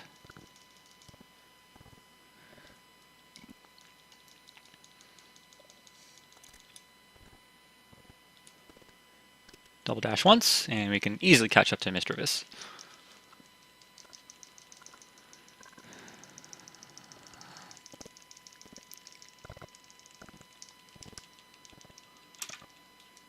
So now we can go into the library, which is the next area we need to be going to. I'm going to jump around this door just so I don't get caught on the edge, and then talk to Duskull over here as well. There is a bookcase with a suspicious gap, so we need to go look for a book that could potentially fit that suspicious gap. And wouldn't you know it, it's right at the other end of the room with Sableye. Sableye will let us have the book if we can defeat him in a quiz.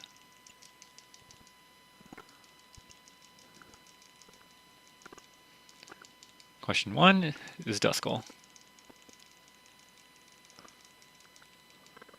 Question 2 is Voltorb. Question 3 is Drifloon.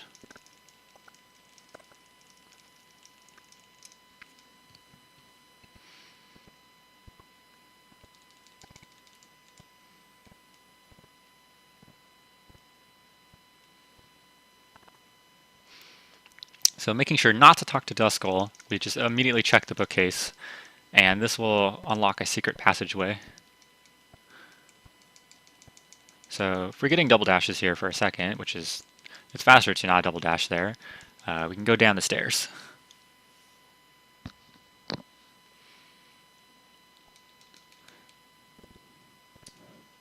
Dropped a double dash there, but we can finally meet up with Rodham, the zone keeper or zone leader of the haunted zone. So here you need 65 friends, which we have slightly over, and he'll allow us to play Rodham's Spooky Shoot 'em Up. So I'm going to play this with Abra, as Abra is our best bet right now. We need 5,000 for both the goal and bonus, which is why Abra is the best. This is a shooting game, so Ghastlies are worth 100, and Haunters are worth 300. Rodham forms are worth 1,000, as seen there. So once we get above 5,000 points, we need to give ourselves up.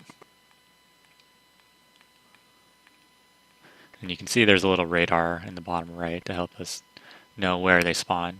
So I'm not going to shoot this Ghastly here, since he's only worth 100. I'm going to shoot this Haunter and get the 300, which will get me over the 5,000, and let the Ghastly get me.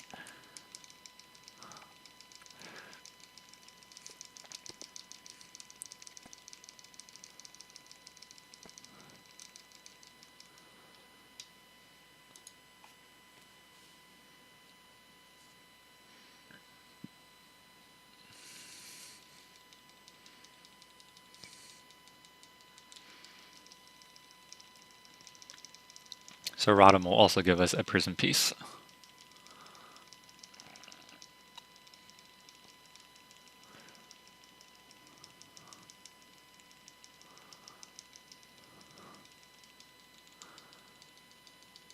So now we need to go ahead and leave.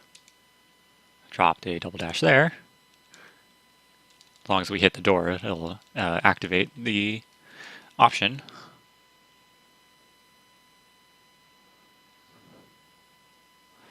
Once we get right back upstairs, Duskull will tell us that Miss Magius wishes to talk to us in the ballroom.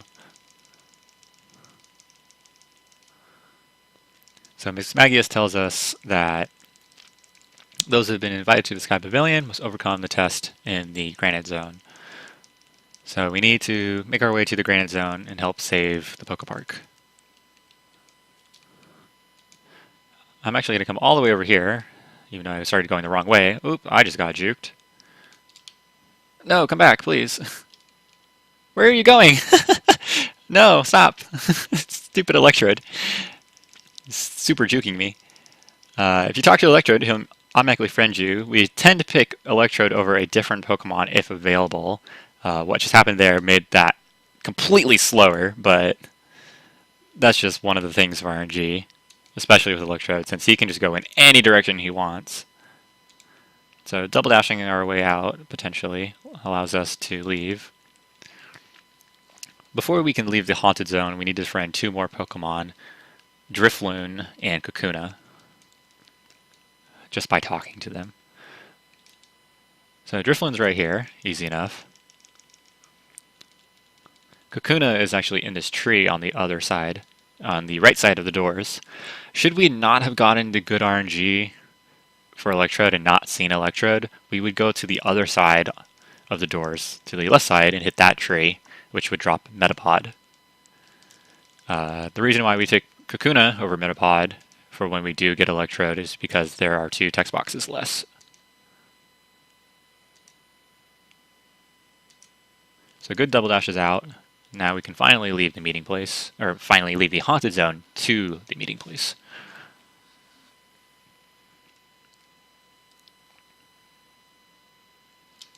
So we can see that Chikorita's hard work has finally come to an end as she completed the treehouse. Haunter gave Piplup a patch for the balloon, and Charmander says he's going to be making us fireworks. So with our 1500 berries in hand, we can finally talk to Ponyta and get the last upgrade.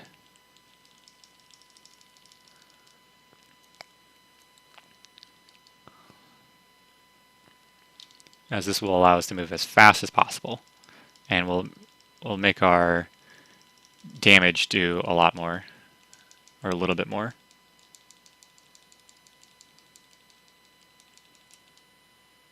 So we're going to go ahead and talk to Skorupi.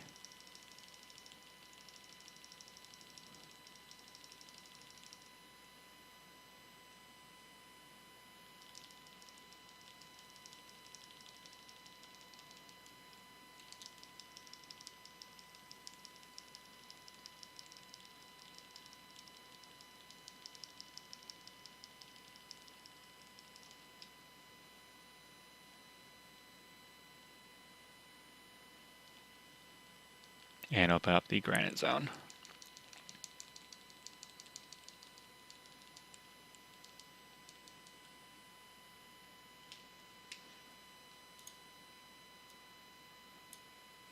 Going to quickly reset my capture card here.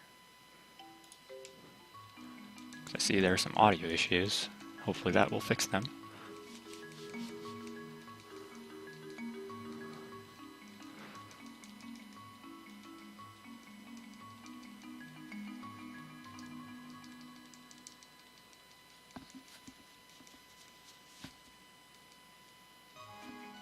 So this is the granite zone, one of the last zones in the game. I'm going to go ahead and start by running straight up towards Charizard up here.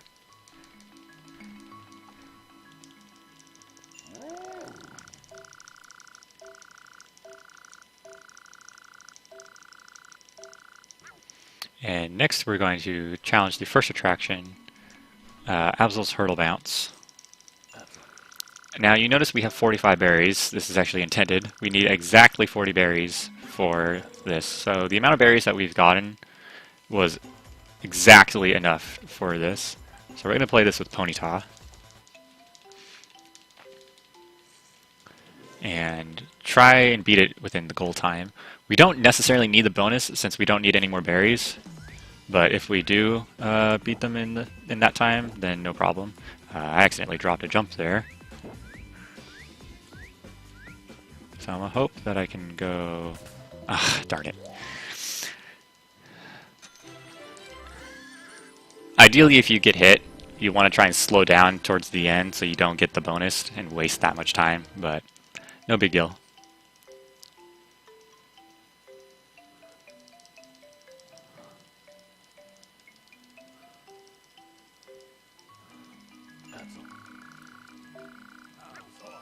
So we got the next prison piece. We're only 2 away now.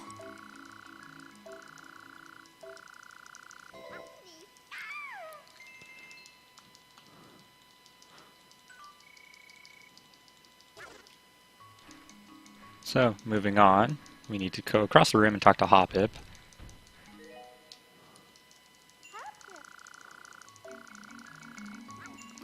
So, Hoppip won't let us pass unless we've defeated Absol's Hurdle Bounce, which we have, and then wishes to become our friend, so we will allow Hoppip to become our friend. So by hitting this switch, this will turn the turn bridge to the correct direction to allow us to cross. From here we can cross it, and we need to hit the other switch on the other side as well, so we can turn it back to the original position.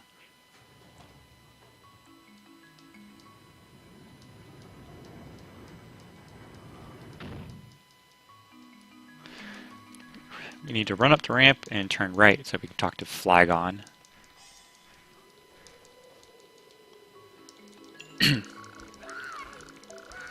This is the Promise Gate. So we need to collect 3 secret words in order to open the Promise Gate. So we're going to go ahead and run around the outside of the building on this very sketchy wood boardwalk and come across a Blastoise. Blastoise is one of the protectors of the Grand Zone and will challenge us to a battle. So as I mentioned, once we fully upgrade our dash, it does a lot more damage. So it actually does 1.5 on its own. So there's no reason to use Thunderbolt anymore. Even for just one H bar, or one health, 1 bar of health. It's just actually faster to dash instead of to Thunderbolt with the startup time.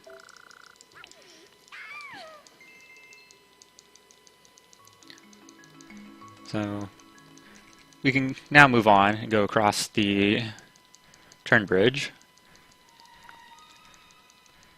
So there is a Skorupi right here who has a little bubble above his head to tell us about the story.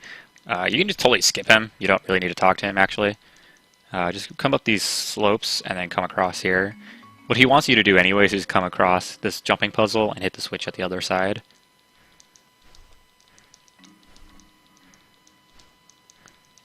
So if you can see right where I am, from the switch across, there's a gap there that you can't cross. But if you were to theoretically be able to get across, that's on the other side of the promise gate that we just saw. So if somehow we were able to make this skip, we would skip needing to get all the passwords. This in itself would save around 5 to 6 minutes, potentially more or less. However, we do get quite a few friends from this password collecting session, so we would have to get enough friends to make up for the ones that we missed. So, and in the end, we would only be saving 2 to 3 minutes. So we find Porygon Z, who challenges to a quiz in exchange for a secret word.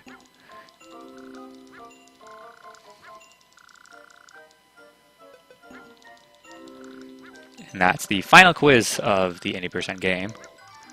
And he tells us the secret word of love.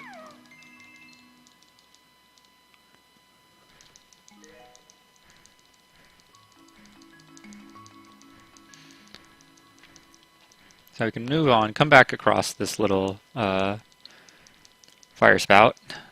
And before moving up there to Bronzor, we're actually going to cut left and talk to Skorupi, who will friend us for reaching the switch and activating it like he wanted us to. So now we can go talk to Bronzor.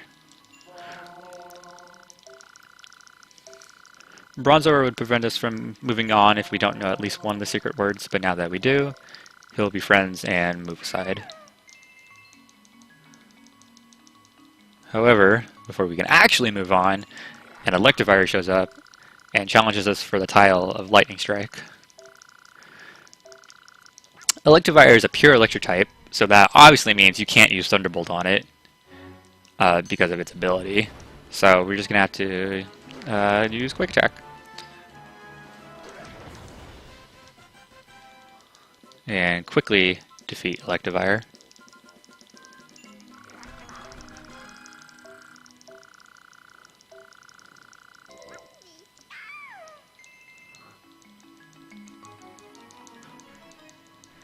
So we run up the pyramid and jump into the switch with our momentum that we had from the dash, and this will turn off the fire spouts in front of us. Run across and inspect the very, very safe rope cart held in with just some wooden boards and some nails. That takes us across to Togekiss. Togekiss is our next secret word, and our second obstacle hop.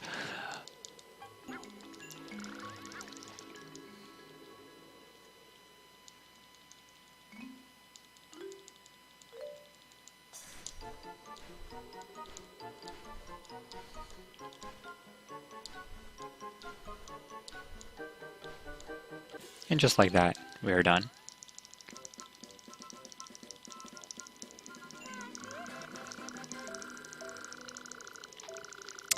And along with becoming our friend, she tells us where the last word is. Togekiss's word was peace, and the last word is with Snorlax in the Tavern Zone. So we need to ride the completely safe rope cart back once more. And make our way to the Drifblim stop so we can move towards the cavern zone. So we're going to take the little secret passageway here and run up the slope.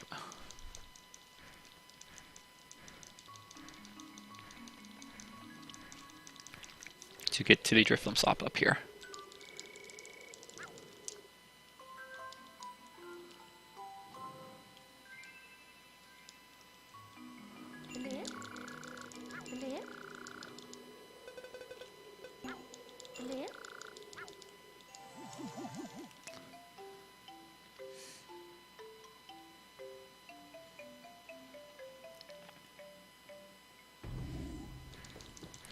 So before we can talk to Snorlax, Mawa will be blocking our way, and she'll finally say thank you and become our friend after all this time.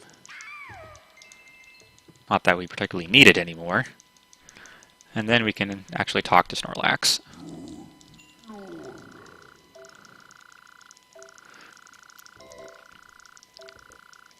And the last secret word is rainbow. So now that we have all three secret words, love, peace, and rainbow, we can open the promise gate.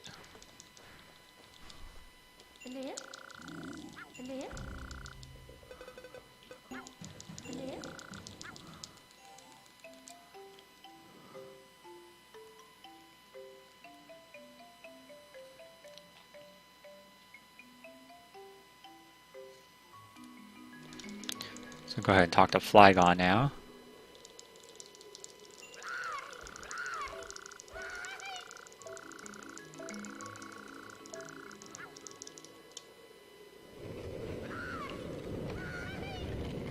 And this opens the promise gate.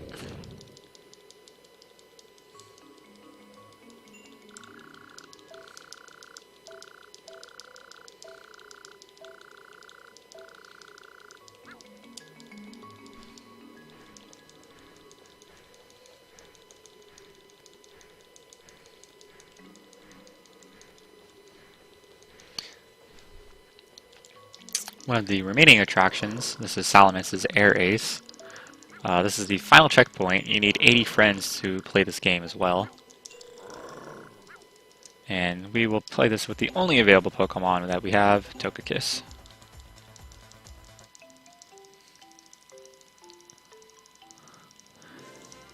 The goal is 12,000, the bonus is 10, so by default we will be getting the bonus if we get the goal.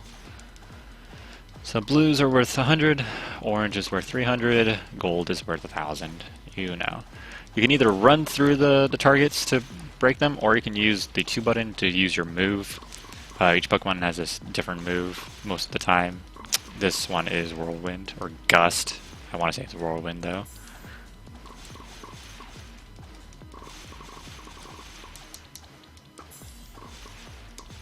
Or maybe Air Cutter.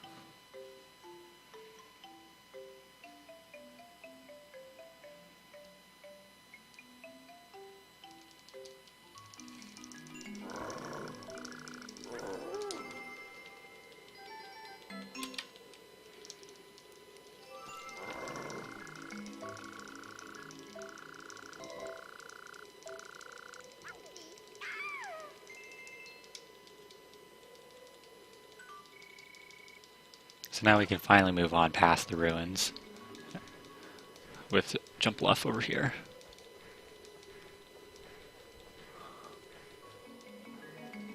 Jumpluff would prevent us if we didn't defeat Salamence's Air Ace.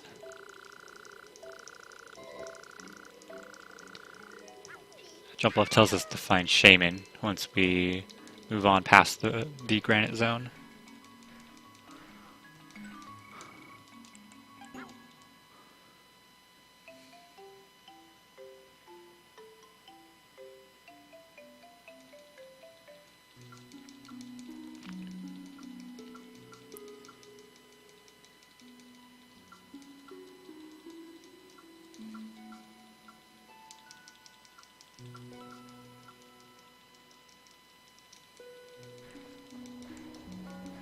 So this is actually the final zone of the game, the flower zone. Before we find Shaman, Blossom's here, just talking to us. Not really important for now. Go ahead and move on and find Shaman right over here.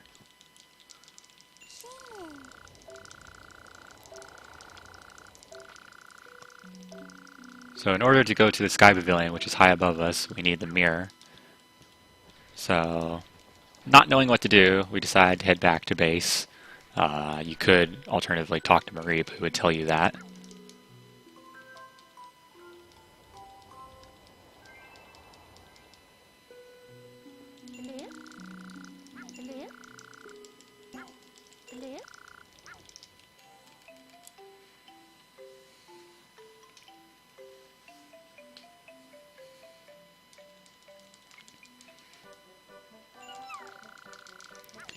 So they finally inflated the balloon, it looks great, you can fly. We just need to find the mirror, which Charmander notices is at the very top of the treehouse somehow. So we need to run all the way up the treehouse. This treehouse was very poorly made, has really bad hitboxes. Right here, as you can see, it's just really bad curves. But no matter, we can easily make it to the top and find the mirror. Luckily, finding the mirror will warp us to the bottom of the flower zone, so we don't have to carry it all the way back down to the Drifblim stop. But we still have to walk it up as one of the last few fetch quests in the game.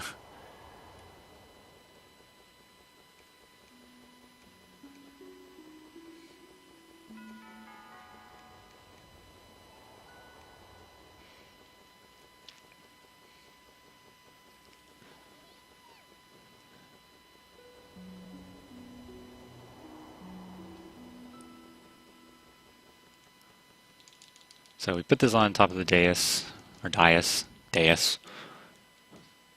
and somehow this gathers magical energy and shoots a beam of light out into space, which is how mirrors work. And this summons the Granite and Flower Zone's leader, Rayquaza.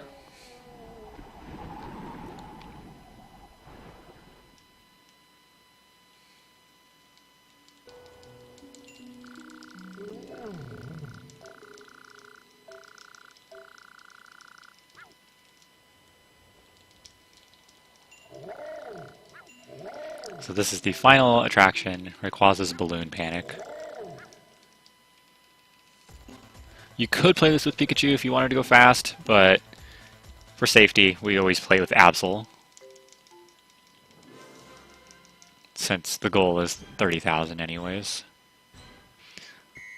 So the first segment of Balloon Panic is a platforming section where you have to run into the colored rings to get points. Jump over the Voltorbs and Electrodes, otherwise you will lose points. The reason why we pick Absol instead of Rhyperior, who's slightly better, quote-unquote, is that Rhyperior's movement and jump is not nearly as good as Absol's. So, I don't know why Rhyperior was rated better than Absol for this game. But, yeah. If you hit a Voltorb, you lose 100. If you hit an Electrode, you lose 300. So 11,000 is not too bad, but the next part is a shooting section.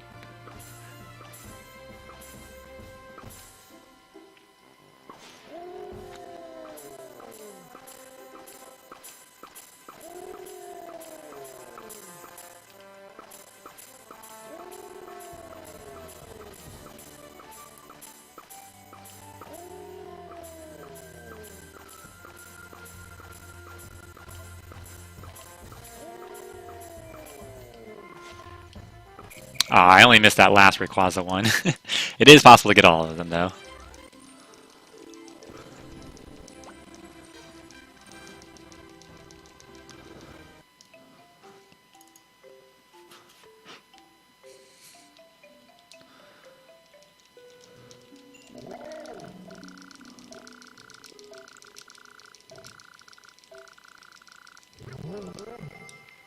And with that, we have collected all 14 Sky Prism pieces.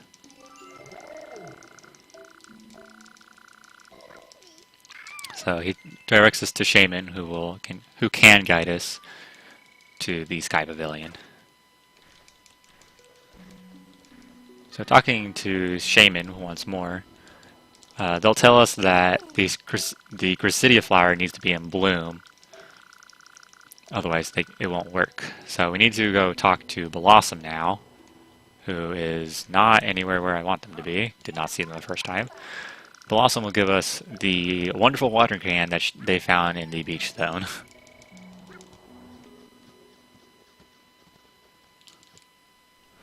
And with using that somehow magically it turns the water into instantly purifying water, which makes the Gracidia flower bloom. And now we can finally access the Sky Pavilion. We can't fly, but something is coming over the horizon.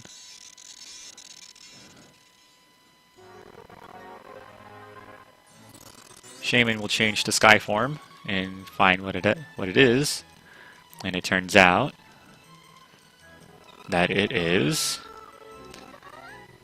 our pals. So I don't know why they let Charmander in here, even though, like, Pikachu, that was unsafe. You knocked down Charmander, who has a burning tail with a wooden basket. You're gonna light that on fire, man. But as such, we can actually go to the Sky Pavilion now, since we have a method of flight.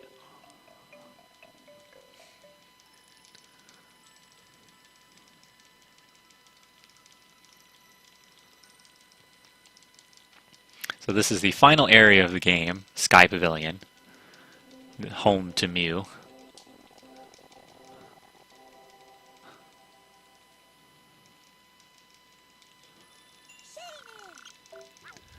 And once more, we can feel the rumbling of the PokéPark beginning to collapse.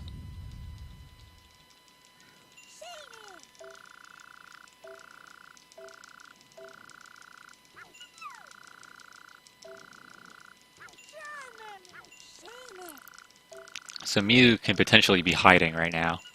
So we need to find Mew without being fooled by his appearance. That was one too soon. Go up this ramp here. We have to jump since there are pieces broken in the ramp. We're going to go and ask Piplup if he's seen Mew, who says they haven't seen Mew. So we're just going to call it a day since we don't know where Mew is. Go ahead and head back down to where the balloon is. And surprisingly, find Piplup down here as well, even though we just ran away from Piplup. Piplup says they've been here the entire time. So we need to go and check again and see who we were actually talking to. So once more, run back up the ramp and talk to quote-unquote Piplup.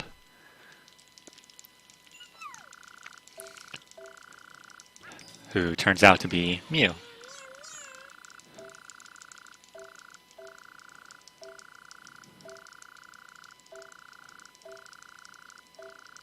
So we need to play a bunch of skill games with Mew in order to complete the friendship process.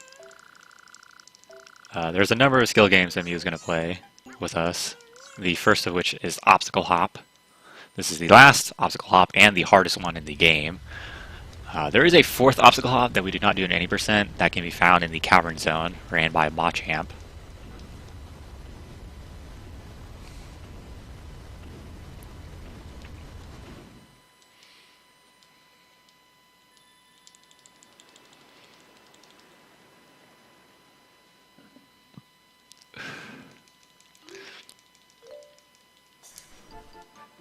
So I'm mainly going to be using the D-pad here, as I don't want to go too fast and fly off the platforms.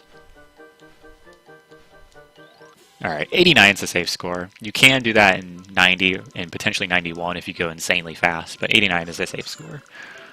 So once we defeat the Obstacle Hop, we will play a series of battles with you, the first of which is Magmortar. The strategies for all these fights is basically just mash the heck out of Quick Attack, since it's just the fastest option available.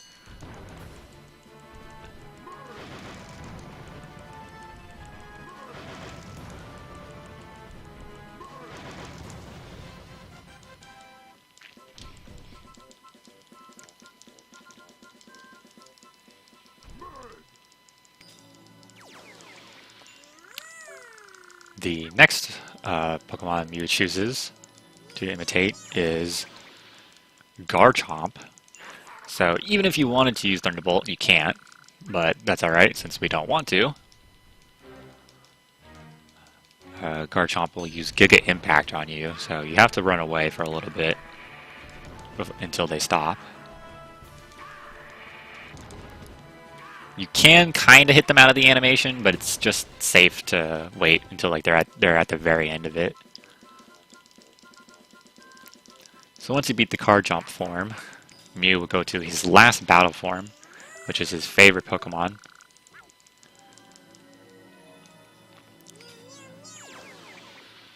Tyranitar.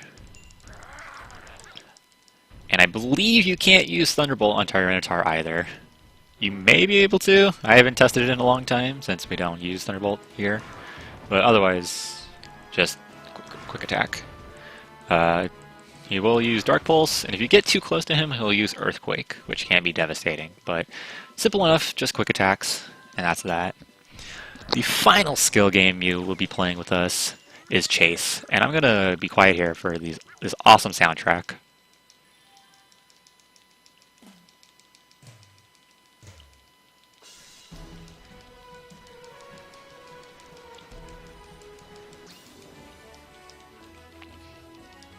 But just like that, we are already done. Finally nearing the end. So we're friends with Mew. Time will end on the first full black frame after the 4 text boxes from when you retalk to Mew.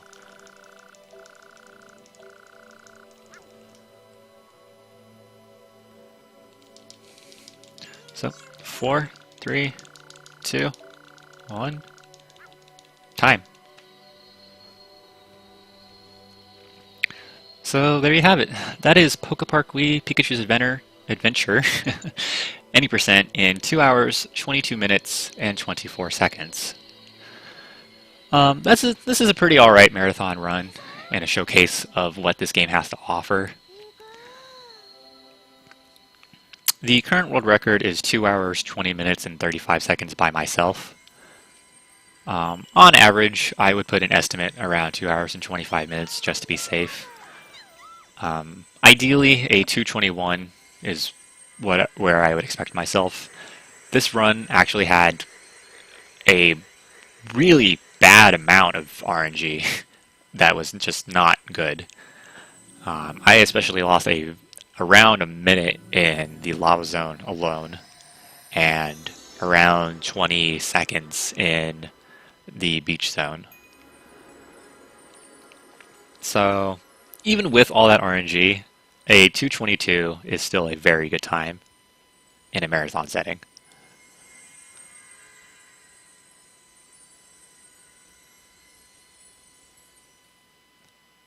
This was played on the Wii U VC version. There are 2 versions, the Wii Disc and then the Wii U VC. Both versions are practically the same. There's no differences between the two. The Wii U VC version, the yes-no menuing is slightly faster than on disc, but other than that, there's no noticeable differences. So once you beat the game, you get around 3 or so minutes of credits to view, if you so choose. I'm going to let these play out, and then we can view the in-game time, which is how this used to be timed.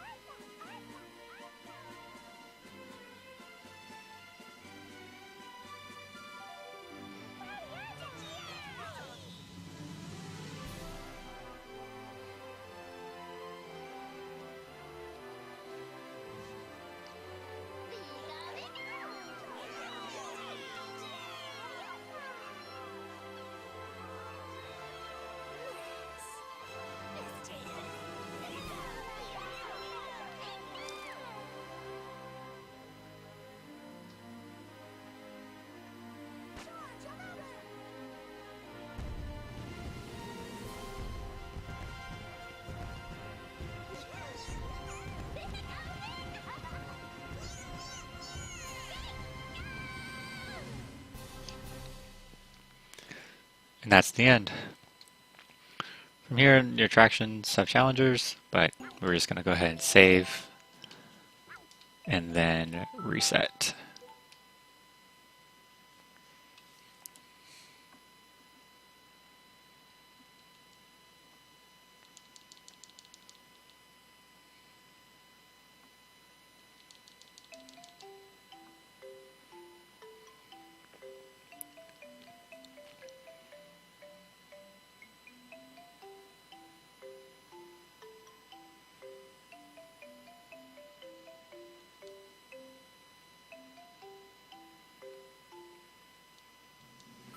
So once we come in, we can see our file, and we have completed the game in an in-game time of 2 hours and 25 minutes. So there you have it. That is PokéPark Wii, Pikachu's Adventure, Any Percent Showcase in 2 hours, 22 minutes, and 24 seconds.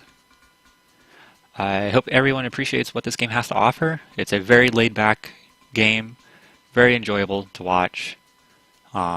That can change at any moment, really, just due to RNG. You can either get a ton of good patterns and go really fast, or you can potentially get a lot of bad patterns and not go that fast, but still at a moderate pace. All in all, I really enjoy running PokéPark Wii. It is one of my favorite games to play ever. And I hope that this may encourage more people to run it. So yeah, I'm Deathline, and thank you for watching.